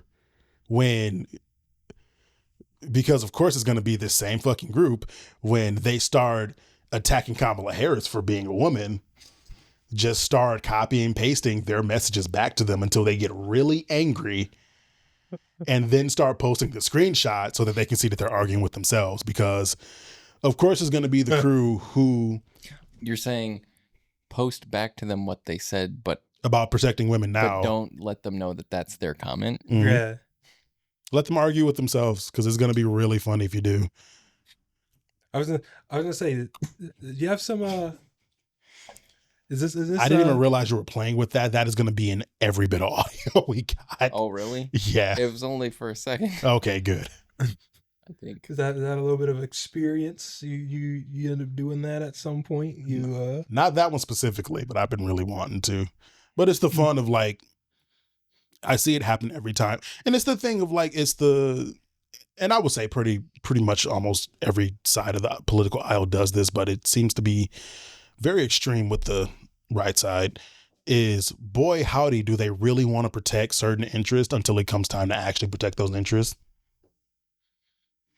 man, we really got to protect women in the Olympic Games. What are rape kits? What are bodily autonomy laws? Roe v. Wade, we don't need that. But this clearly a man who has lost against multiple of her opponents. She doesn't even have that great of a track record. Mm-hmm. She has a decent track record, but it's really not. She's not dominating the sport at all. Yeah. Mm-hmm. That's where our outrage, and this is where we have to stand up for women. Shut the fuck up, dog. Like, just shut up. Well, I mean, just like basically every single athlete at the Olympics, she has a genetic quirk that gives her a slight edge that she then hones. Hold on. Wait a fucking minute, Fluff. Are you gonna really sit here and tell me that Michael Phelps, our nation's greatest swimmer, had a genetic edge that made him one of the greatest of all fucking times? Next, you're gonna tell me that the motherfucker had extra long limbs and a super huge lung capacity and basically webbed feet. Hands the size of dinner plates. No, actually, he was like this big. He just was so fast. Gee, boy fucking howdy. It's almost as if you rise through your ranks by having genetic gifts. They By get you having where you talent, are. honing that talent, right? An affinity for your sport and your craft. Mm-hmm. Working hard at it. This was just such a stupid situation to be dealing with. It would be like saying that Eddie Hall shouldn't compete in the World's Strongest Men competition because he has a genetic defect that allows him to build more skeletal muscle than the average person. Nope. Like, build more what? Skeletal muscle. The fuck? Do you know about the 3 different kinds of muscles that are in the body? I did not know about skeletal muscles. So yeah, like they like the muscles that move the skeleton are called skeletal muscles. I did not know that. I did not know that. And then there's cardiac muscles and then there's smooth muscles. Those are, I believe, that's my brain. Yeah. I love how you like half agreed. You're like, yeah. Wait. Now, was that wait because he's incorrect or because I am? Well, generally they're used for like organ muscles, like your esophagus or like your intestines. Okay. So I don't know if the brain is actually considered a muscle or not. Because the way I that believe I, Yours is wrinkly, baby. the way that I saw that you calling your brain. I did. smooth I- brain. so That That's what I was was the doing. That was joke, the and I joke. only got it Okay. like it Oh, took it me. took you. It was like, I was like. he was agreeing. I was 'cause, agreeing, and I was like, wait, he just insulted himself. I don't know if I should validate that. What were you about to say? Oh, so skeletal muscles are basically just the muscles that most people would think of when you say muscles. Yeah. Your lats, your traps, your Mm-hmm. not tendons. Those aren't muscles. Are they muscles? They're the part that connects your muscles to your bones. Oh, okay, yeah. They're a different structure, but they're part of it. All the people are like, I'm gonna go work out these today. That's your skeletal muscles. Mm-hmm. Sick. I'm gonna go work out my smooth muscles. I'm gonna go work out my esophagus. Technically speaking, people can't do that. Goat, baby. No. I was gonna say, technically speaking, that is what competitive eaters do. Huh? More or less, they train their stomachs and Yeah. to handle like extra capacity. Professional singers. Yeah. Throw goats. People that are just good at that Real sloppy good joke. at that. That walk tour. Yeah. Holy shit. But yeah, that's now like you can say what you want about trans individuals competing in athletic competitions. Personally, I don't know where I fall on that. I don't think I'm educated enough or close enough to any of the communities to really comment on that. I'm educated enough to know that there are people far more educated that can make that decision Yeah. and have and like if these people are getting into the competition, it's because people that are well trained and professionals in this field have cleared them to compete. Yeah. And at this point, trying to be an armchair, the vitriol I'm pointing out here is directed to a certain subset of people that I've seen do this. Yeah. But trying to be armchair like sports scientist on this is a fucking stupid take. It is. And the what was I gonna say? Fuck my brain sometimes. Oh, the fact that this Yeah. created more outrage than the fact that a child rapist was participating Is wild. is so... You want to know what's more fun? I didn't even know a child rapist was participating until this happened. Damn. Yeah. I That like forgot about that, actually. that getting overshadowed by this is the most upsetting part of this controversy. But That I mean, there's a lot of different controversies that actually have happened this Olympics that have overshadowed that, actually. or gotten overshadowed by it. Or overshadowed the child rapist thing. Yeah, because there's that, and then there's the whole opening to the Olympics that people had a problem with. Oh, yeah. Oh, the fucking the what are they calling it? The drag Last Supper. Drag Last Supper. When it's like, no, it's almost The as if alleged these Greeks, Drag the Last- alleged, and it's like, no, it's a depiction of a Greek scene, you know, at this Feast of Greek Dionysus or at this whatever. Greek competition, you know, the Greek Olympics. They've got people sitting at a long table. It must be Jesus. Shut up. Shut the fuck up. Like, for real. Well, and like, even if it was, Who gives a damn? who gives a fuck? Right. There's still priests fucking children out there. Maybe you should worry about that first. Yeah. Mm-hmm. Isn't there a whole thing about sawdust and boards? Anyways. We'll move on. We'll move Kettles on. and pots. I don't know. If you don't know what I'm talking about, that it sounded like absolute nonsense. It did. And now we're gonna move on because you asked us to. But anyway, Olympics, folks, happens once, but every 4 years, and always a good time, isn't it? You're gonna have to bleep out every time we say Olympics. Oh shit, you're right. Damn. Fuck. Well, getting rid of this whole segment. It's like half of our episode. Yep. They're gonna look and see this episode is only 15 minutes long. No, it's just gonna be one continuous bleep with a black screen that just says for Patreon only. You just gotta go watch it on Patreon. International sports competition. Of Greek origin. Of Greek origin. All right. Well, I'll be honest. I did not expect us to actually, because we did not have a lot to talk about this week, and that spawned a lot more conversation than I thought it was going to. Yeah, I had threw some Reddit stuff in here, but honestly, I don't think we need to get to those now. One thing I will get to is I just saw this earlier today. Game Freak is ramping up hiring.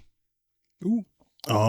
This news comes ahead of their of the release of Pokemon Legends ZA, their next big game that's supposed to be coming out, I Now, are believe they early hiring next year. because they were firing. No, they're expanding. Oh, Apparently. Actively hiring for over 35 positions, including planners, artists, programmers, and project managers for upcoming projects. Now, Hopefully we get some new talent, some new blood. they are hiring for both senior and brand new positions. So yeah, they're trying to get new people in. So this might sound, if you're not a game designer, this might not sound like the craziest thing to you, or if you don't really like know the history of like game studios and like the most profitable studios out there. We've talked before about how profitable Pokemon is as just like a transmedia company. And we did break down that, like, honestly, Pokemon makes most of its money not from games, but from merchandise. Most of it's nut money. That's my thing. I call out other people, okay? You leave me the fuck alone. But Pokemon makes most of its money from merchandise, not like its video games. But its video games are kind of the main vehicle of Well, it's the Disney model. Yeah, right. Well, this news. So if y'all didn't know, Pokemon Co. Game Freak has only ever had like a staff of like 200 people. Damn. And that's pretty much it. And I don't know what their growth was like from the first game to whenever they were at their peak, but they've been at 200 for a long time. I mean, they're not a mid-sized company. I would call them like an upper mid to larger big size company, but they're also not as large as they should be for running what is one of the biggest franchises out there, right? Not as large as you would expect. Not as large as you would expect. You okay? My little arms, they hard. He's working those skeletal muscles. Yeah, so to hear that they only had like, I was reading some comments on, because I found out about this from a YouTube video. It's a channel I don't really watch, but I was reading some of the comments and they were like, it's really shocking to find out they only had like 200 people. And it's like, yeah, that's shockingly small. That is not a lot of people, especially for all the roles that are needed to go into creating a video game, right?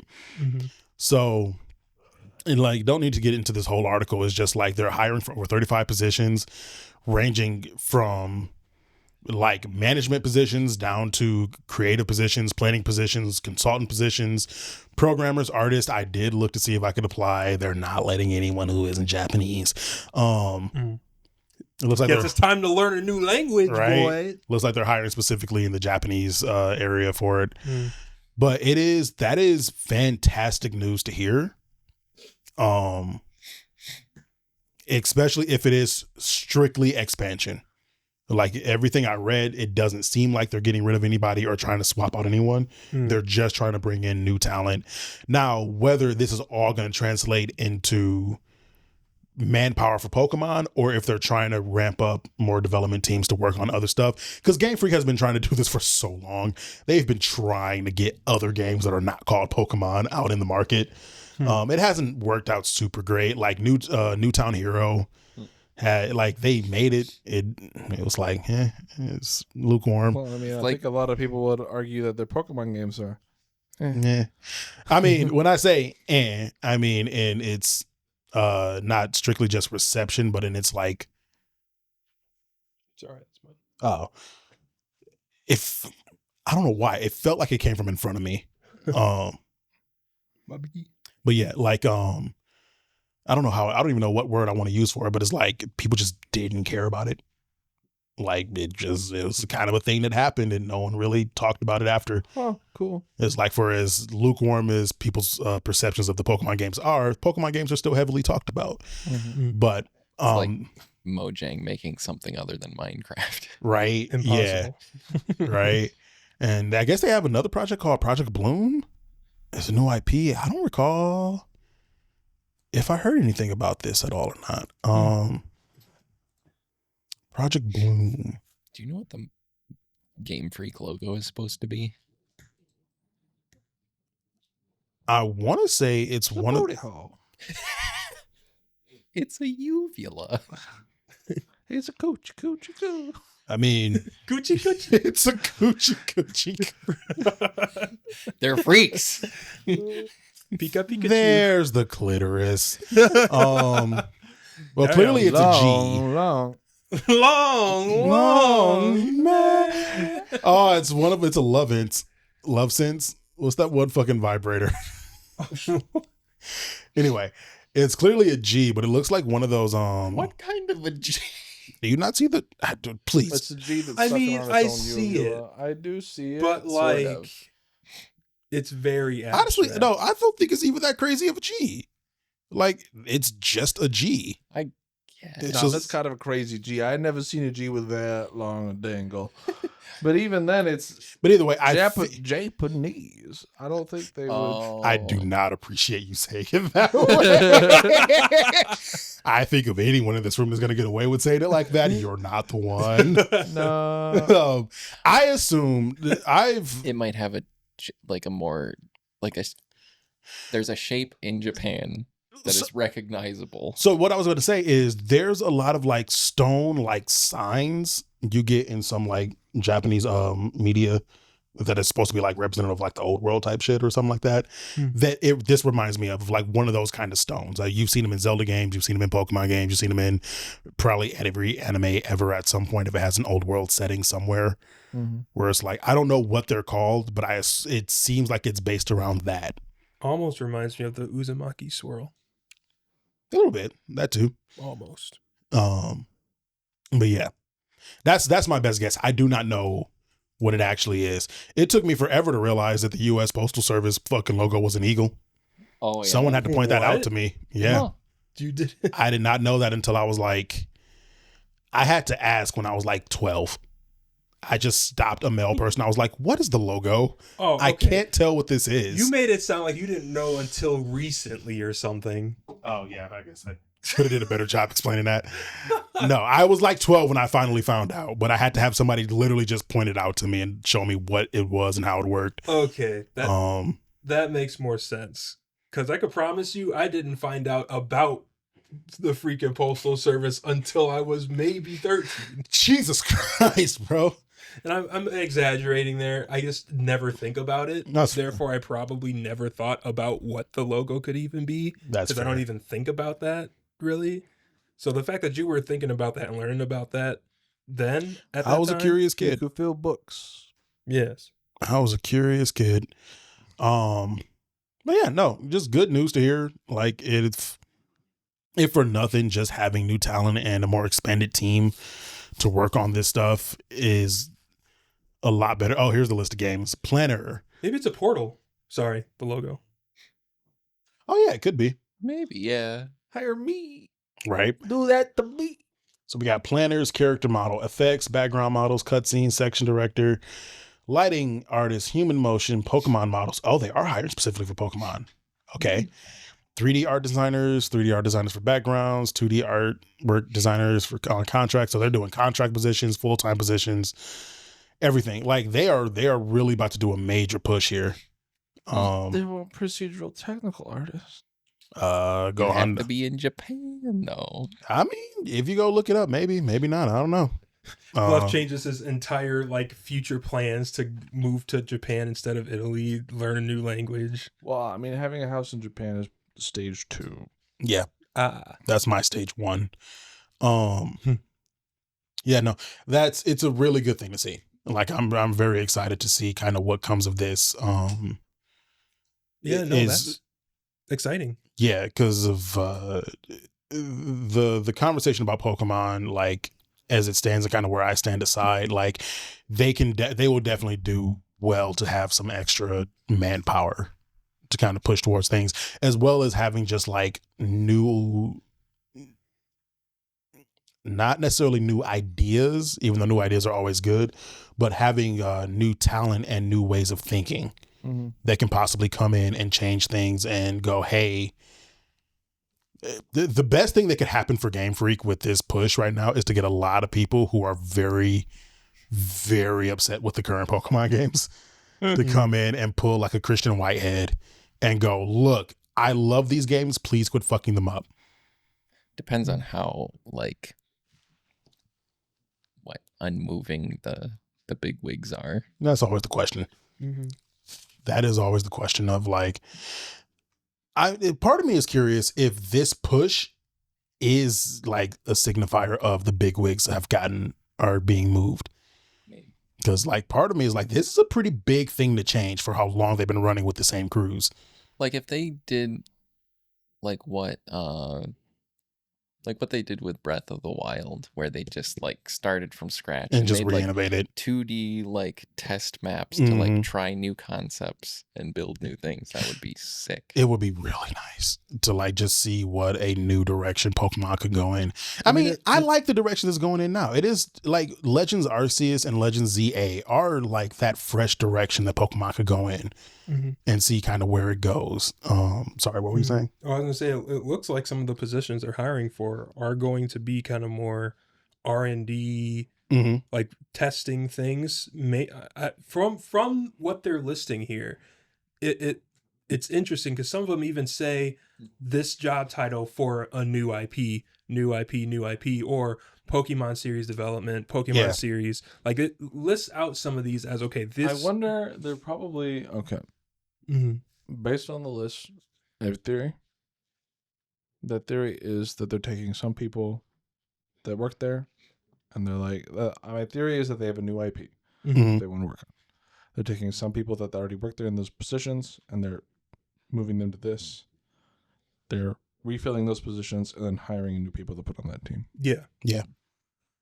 Which is very likely. Like, they have Project Bloom, that is a brand new thing, and that would probably be the start of their pre-production on getting the team set up for that. And they probably realize that we'd have to have more people for doing this, because that means that they'll have that in production, Legend ZA in production, and the next and Gen 10 for Pokemon in production, as well as any other shit they already got going, because they have multiple different app developments going, possibly side projects that may be going on. Like, there's still other side games for Pokemon that come out from time to time. So granted, they do team with DNA quite a bit for their app stuff, so they might not do a lot of the development for apps, but there's still other Pokemon games that come out even beyond just like the usual adventure style stuff that they would need teams and people to work on.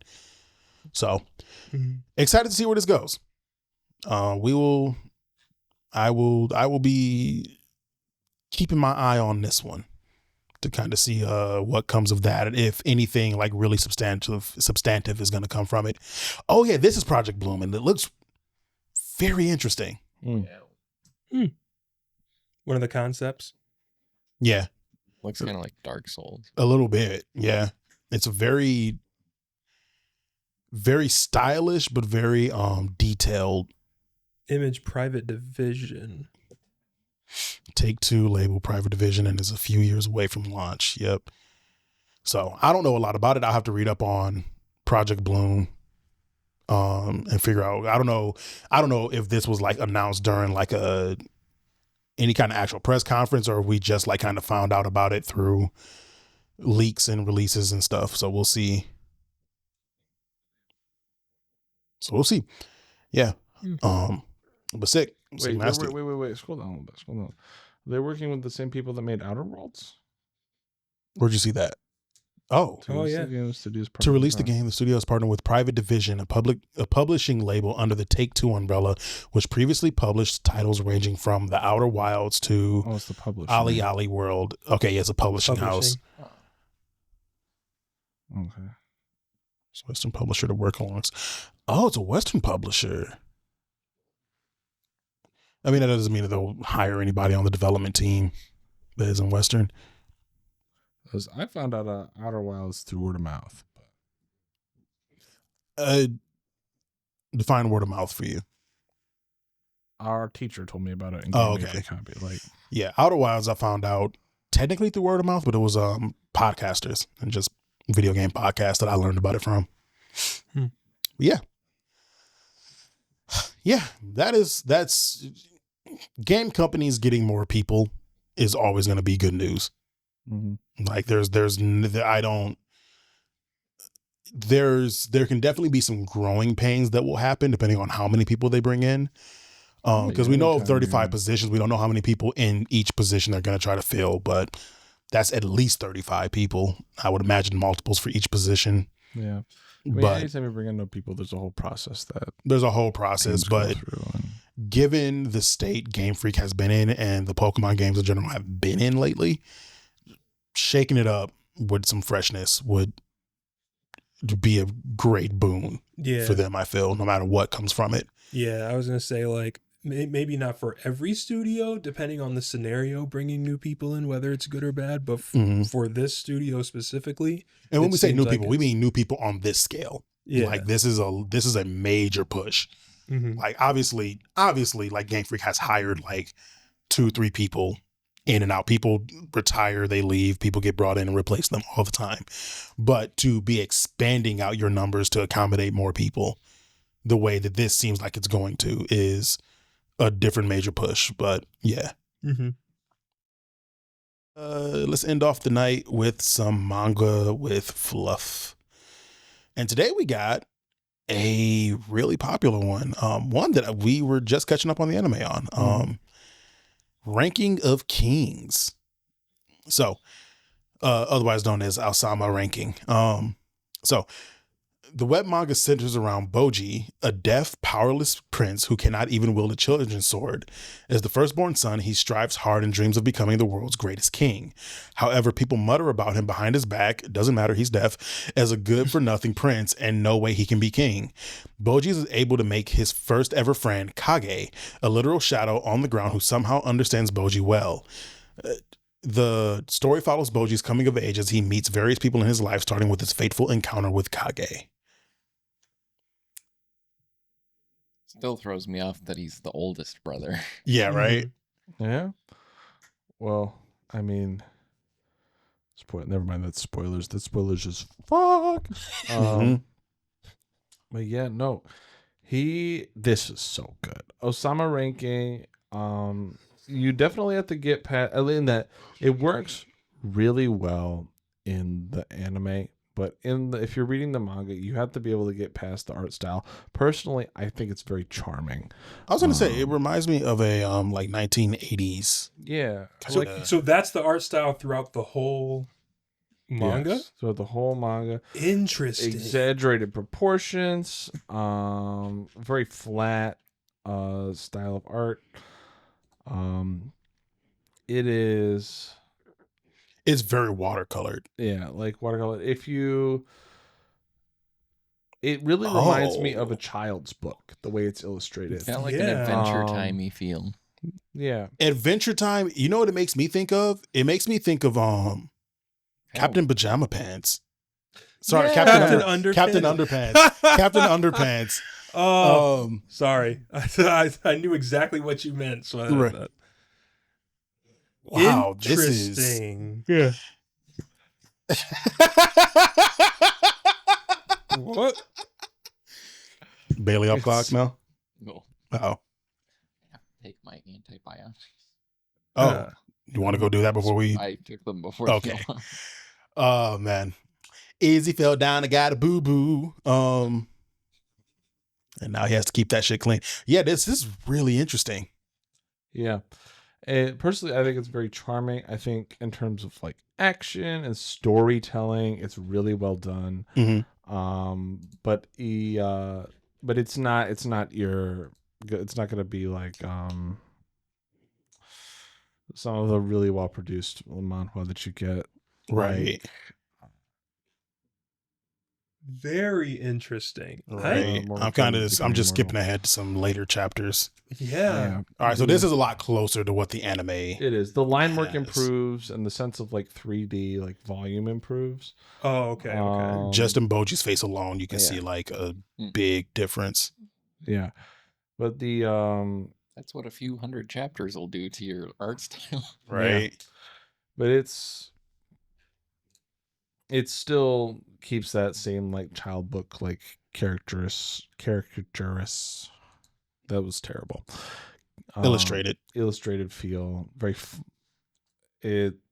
but yeah, overall I think it's very good, and in particular the storytelling Yeah. in that is so good. It's the twistiest of twisty plots. Right.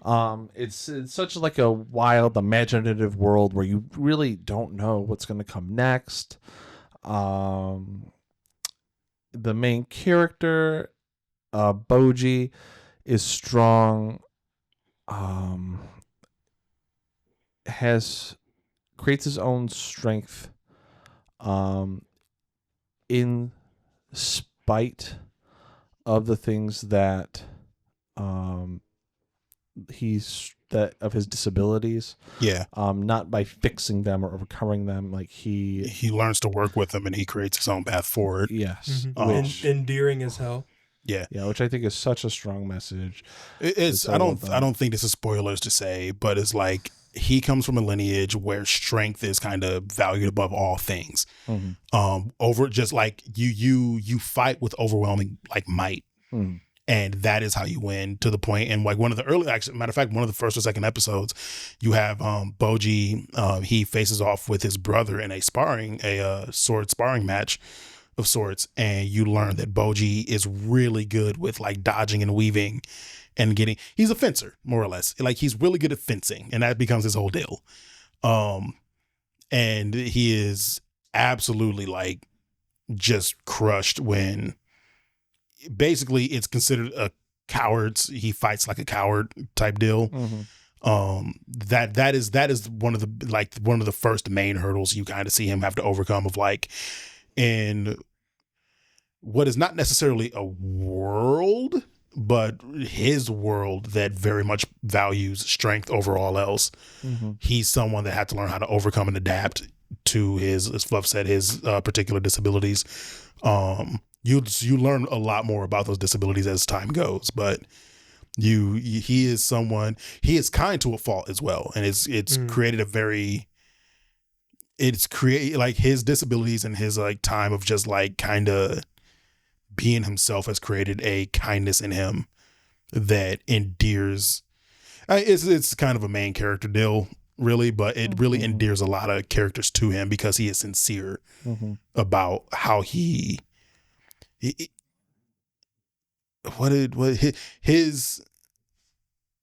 generosity is sincere in a way that endears a lot of people to him. Yeah. Like I said, I have not read the manga, but I have been catching up on the anime. Well, and the I anime's think we're pretty good. caught up in terms of what we were watching is caught up with what I've read, which is about chapter 80. Okay, So they've been going through pretty quick. sick. I was just about to ask, how far have you read in the manga? Yeah, I've read till somewhere in the 80s. I could double check here. Which that means you are 1/3 of the way through. About, yeah. So far, are they still dropping? Yeah, like the chapters we were just looking at. Now, chapter 231 is from like 2 months ago. That seems like the last update that's out right now. So I'm assuming that's the last one that came out in English. I think it's like, yeah, there's 245. So that's the most current Japanese drop of it. But translations are only up to 231. Well, that's the number of chapters available. So there'll be like half chapters. Oh, okay, fair, true.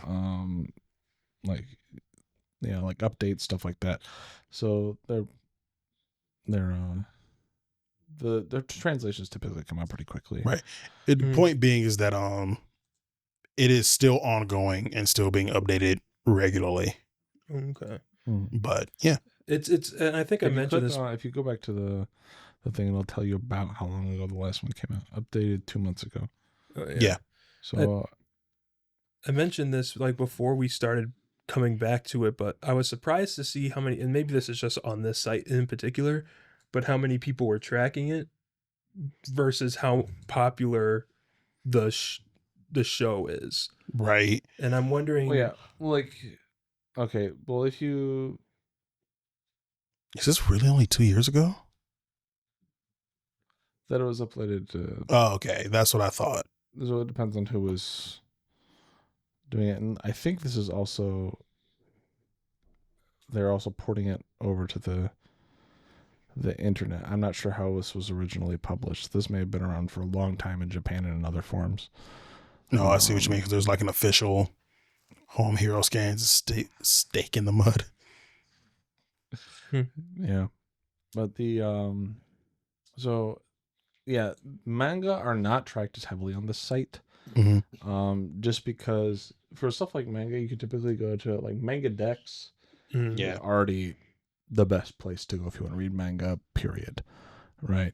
But a lot of other things so the site that we're on right now has tools for tracking across multiple websites. Right.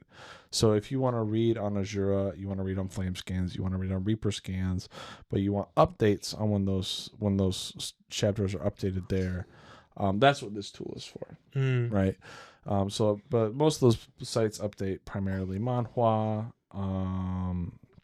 and not a lot of manga, because manga's a monthly release. You don't get as much ad return. Most manga people that translate manga, it's much more of a passion project than it is like a profit based like job like it is for a lot of those sites. And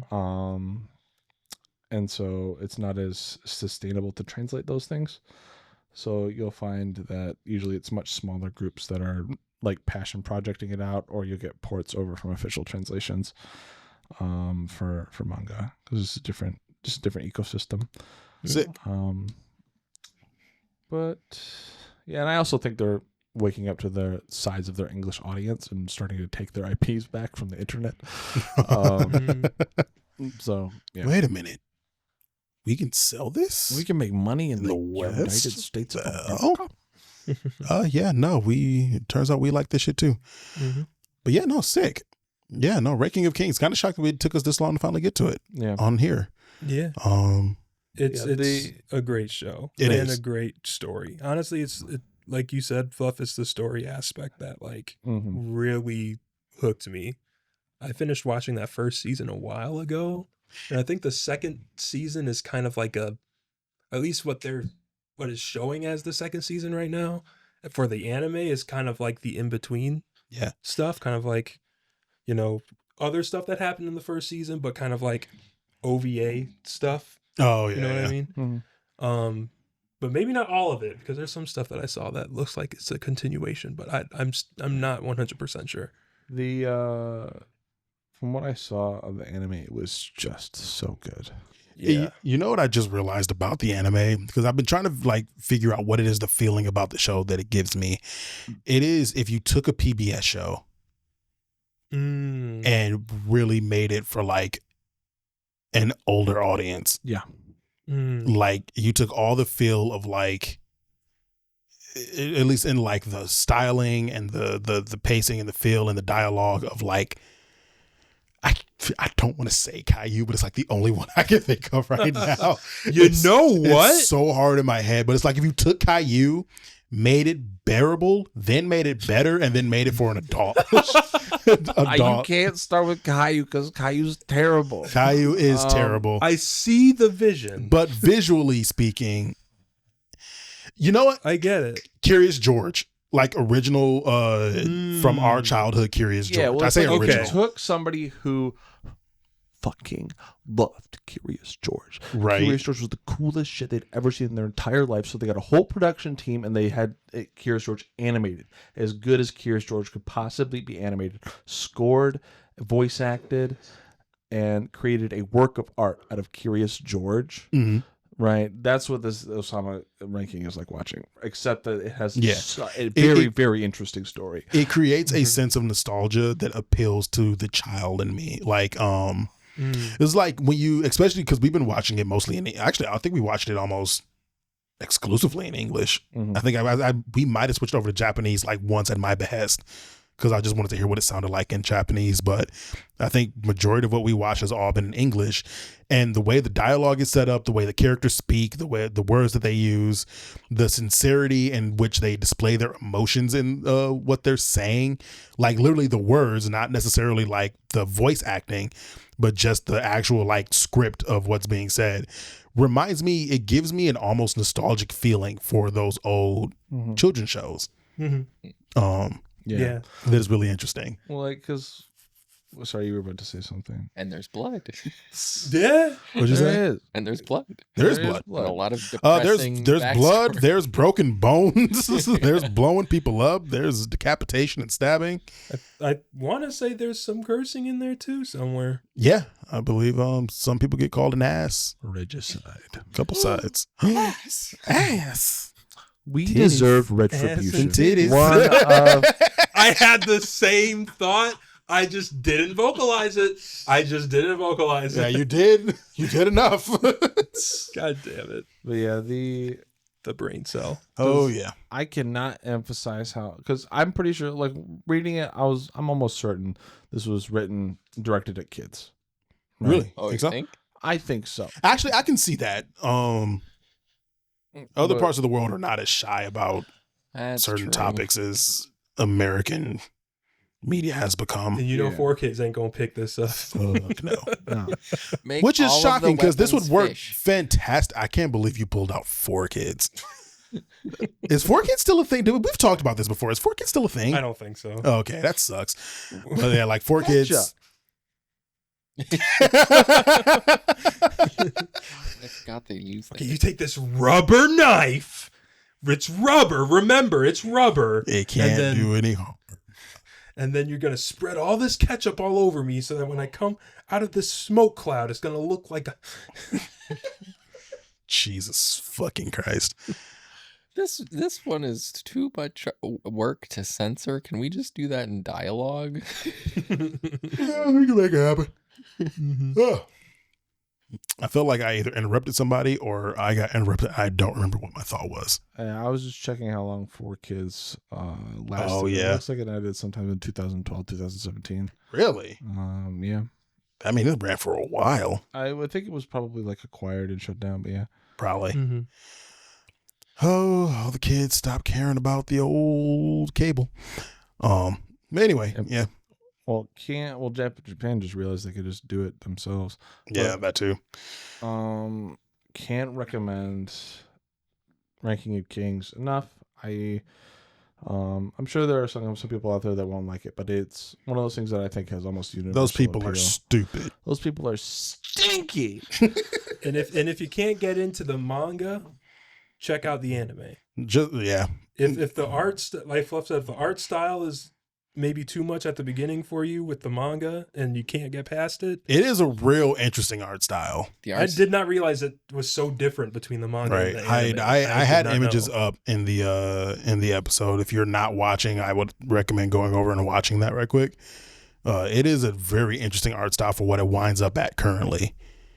The backgrounds in the anime are all like incredible. Yeah. Like Mhm. the They're- environments are like painterly, like Yeah. Mm-hmm.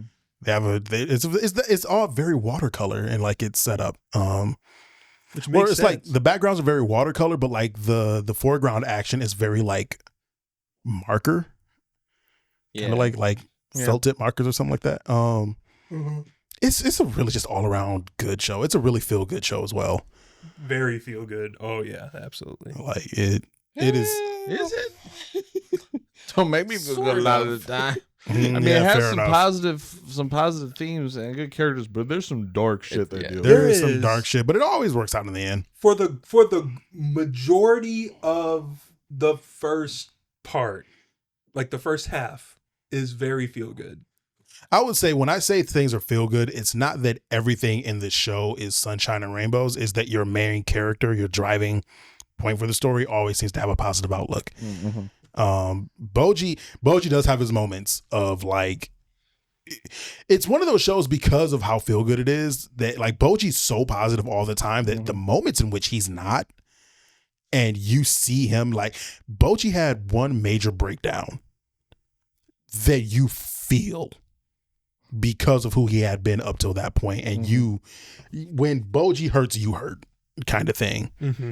And it's crazy how this show was able to like invoke that feeling, Yeah, given everything Well, about it. and that's something I didn't even realize because the show Boji in the show models resilience, but he's not like those characters that's like incapable of being sad Yeah. or incapable of negative emotion. He feels them, but then he is resilient Yeah. against them. Yeah. Mm-hmm. Boji, his outlook on life is he's not going to let this get him down. And even though he does deal with this shit and he's hurt by things. He's like you said, he's not impervious to being hurt or feeling sad or feeling negative emotions. He's not a, for all intents and purposes, he's not a himbo. Like he's not just someone who like, he's not naive. He understands that the position he's in is unfavorable to pretty much his entire like his goals in life and what he wants to become and what he wants to be. But in the face of that, he's always looking for his way forward. And the way that they show that with him and his disabilities is really clever and really, I don't know, really creative. Yeah. Because it for somebody who cannot speak, Right. you got to show that emotion some other ways, and they do a really good job showing that to the point where like you said, you feel it. Yeah. Right? Because it's easy for characters to say stuff and you're not really feeling what they're feeling. Right. But with Boji, it's entirely different because he shows those feelings like very visibly. Because that's the one way that he can do it. Yeah. Because he can't talk, he can't tell people, Right. I feel this way. He has to, sign it, or he has to literally show on his face all What those he's feeling. emotions. Yeah. it's such a good show. It's just a really good show. Yeah, It's a good show, a good manga. If you haven't watched it yet, go watch it. Go read it. Get on that. And then let us know how you felt about it. Like I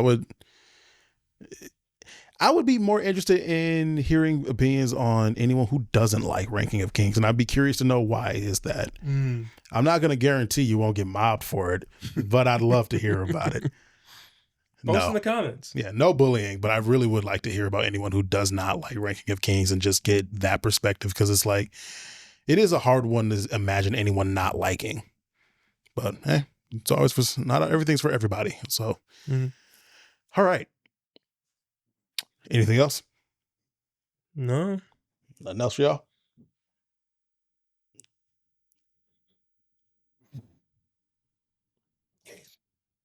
No. Okay. I have had a a joke, 300-page but I lost any dissertation chance. I'd like to run by you. Is that cool? Oh, Just let's do it. before we end. Yes, let's do it. Okay. What did he say?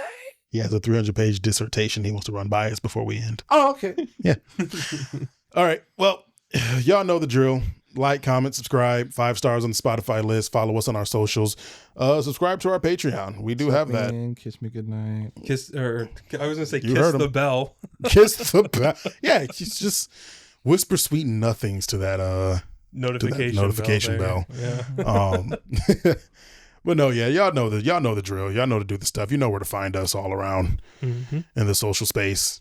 Still working on getting more active. Actually, no, I'm not. That's a lie. I'm working on getting the Kings After Dark stuff more social. I'm kind of happy not being tied to social media. Like I get on Twitter every once in a while. I scroll through TikTok, but like I'm kind of fine not having a social media presence like that anymore, but I probably will again at some point. But yeah. So Love you guys. bye. Stay gay. Peace. Bye.